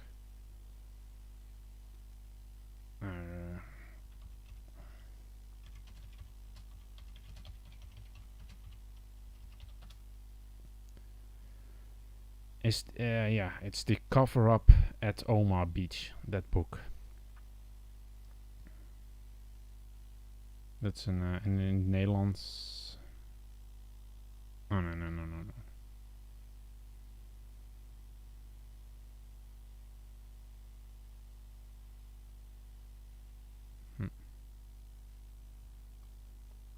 It's about the Macy battery and Point to Arc. Really interesting. But yeah, I'm going to go and stop this live stream. I think I'm still going to watch a movie. I'm too active to go to sleep for some odd reason. Indeed, Tropic Thunder. Never go full retard. Tropic Thunder is really a great movie. That's another stupid war movie, not really a war movie. Never go full retard. You went full retard.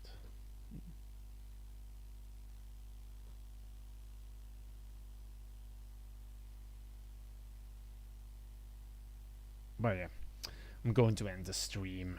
I know you guys are having a chat in the chat. But sadly I'm going to end it. So say goodbye to everybody. I'm hoping that I'm going to do the next stream at Overloon maybe next week. I'm really hoping that my plan is working out to go there and do a entire walk around video. They have a lot of new stuff there, a lot of new exhibits. They're pretty much rebuilding the whole museum, so that's pretty interesting. They have a glider there now and a D60. So I'm hoping to do a stream on Wednesday. But yeah, it's probably a lot of people are at work at that moment in time. So yeah, I have to see if I'm going to do a live stream. Do you know when the new exhibition opens in Overloon? Yeah, it was next month. It was before the school vacations, so it must be next month, or even this month, in the next few weeks.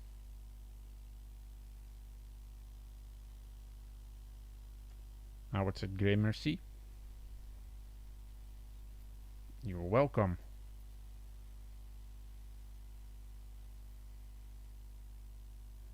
The next one, my next stream will probably be Wednesday, but it will be during the day. I'm going to stream at Overloon. Maybe stream the museum and the new exhibitions there, and yeah, show what has changed.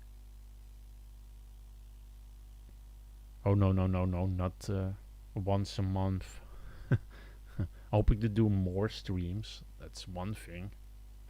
But yeah, I stream at every event I'm at, so that's one.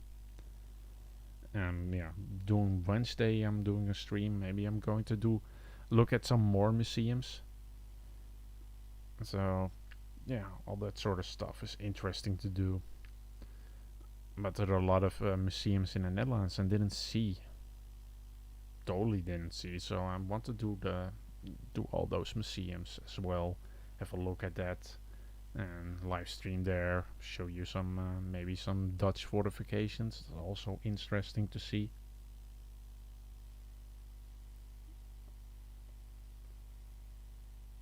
You're welcome, Vintovka. Glad that it made your afternoon. You have something to watch then for your afternoon. Okay, get some beer and just chill and relax. I try to stream a lot, but yeah, with Corona there's not much things to do at the moment. So yeah, my streams have been lacking. Maybe I'm going to do a modeling stream. I'm working on a KV2, so maybe that's interesting to see. I'm going to place my camera and do some modeling. Talk to you guys, show some stupid movie scenes from stupid Korean movies. Maybe that's fun to do. So there are a lot of those humor movies from from the Korean War at best. Maybe some fun Japanese movies I can talk about. Yeah, you can get to see some Kasmatten, yeah, indeed. Yeah, here in the Netherlands you have a lot of bunkers. Hey, look, a tiger. But yeah, they're interesting things to see all around in the Netherlands. A lot of things I didn't even see myself, like Zeeland. There are a lot of bunkers there, a lot of museums I didn't see. Groningen has also a lot of museums I never been to, so that's probably something I want to see. You have the Victory Museum over there, all sorts of stuff. So yeah, also I'm planning to go to Verdun maybe in the future if all this COVID stuff is gone. I want to do a live stream at every fort there. Start exploring some abandoned forts, because around Verdun there are a lot of World War One forts all abandoned, and I want to go in there. I want to explore all sorts of stuff. I really want to do that. Which Tiger model kit do you suggest? Those new ones from how do you call that brand?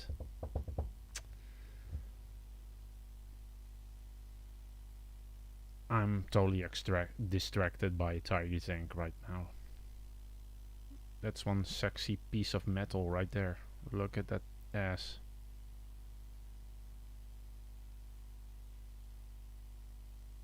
That's a big ass.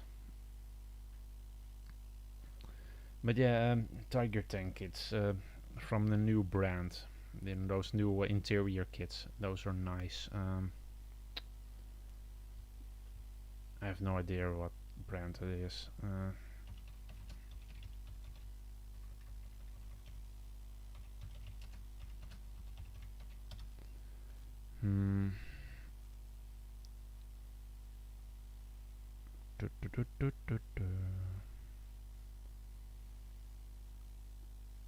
Of course you can't find it right now. Takom is it, yeah. They have a really nice King Tiger kit, and I think they also have a really nice Tiger kit. But I don't know for sure.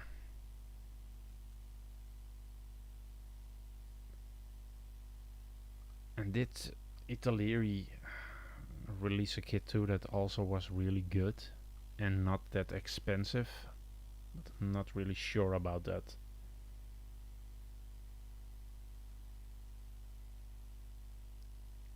Takom, yeah, indeed, Takom. That's the one, Damien. Yeah, Takom. They did a lot of really nice kits for the Panther and the Tiger 2, and I think they did the Tiger 1. They have that crane thingy, that German crane thingy.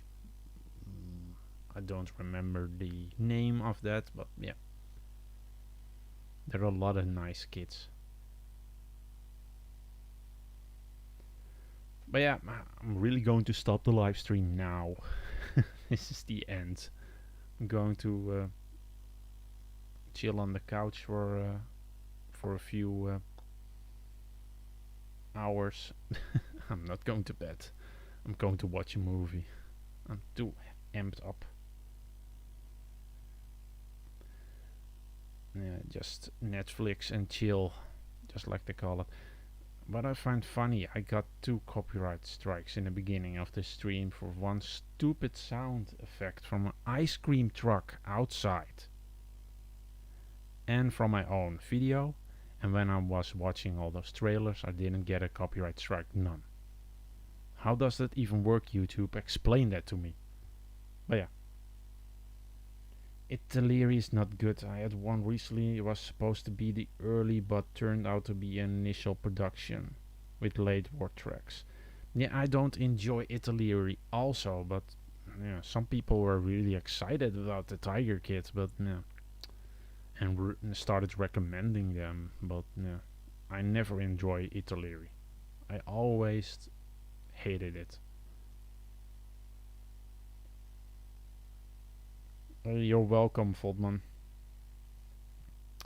But yeah, have a nice morning, evening, midday, wherever you are, afternoon, night, I don't care.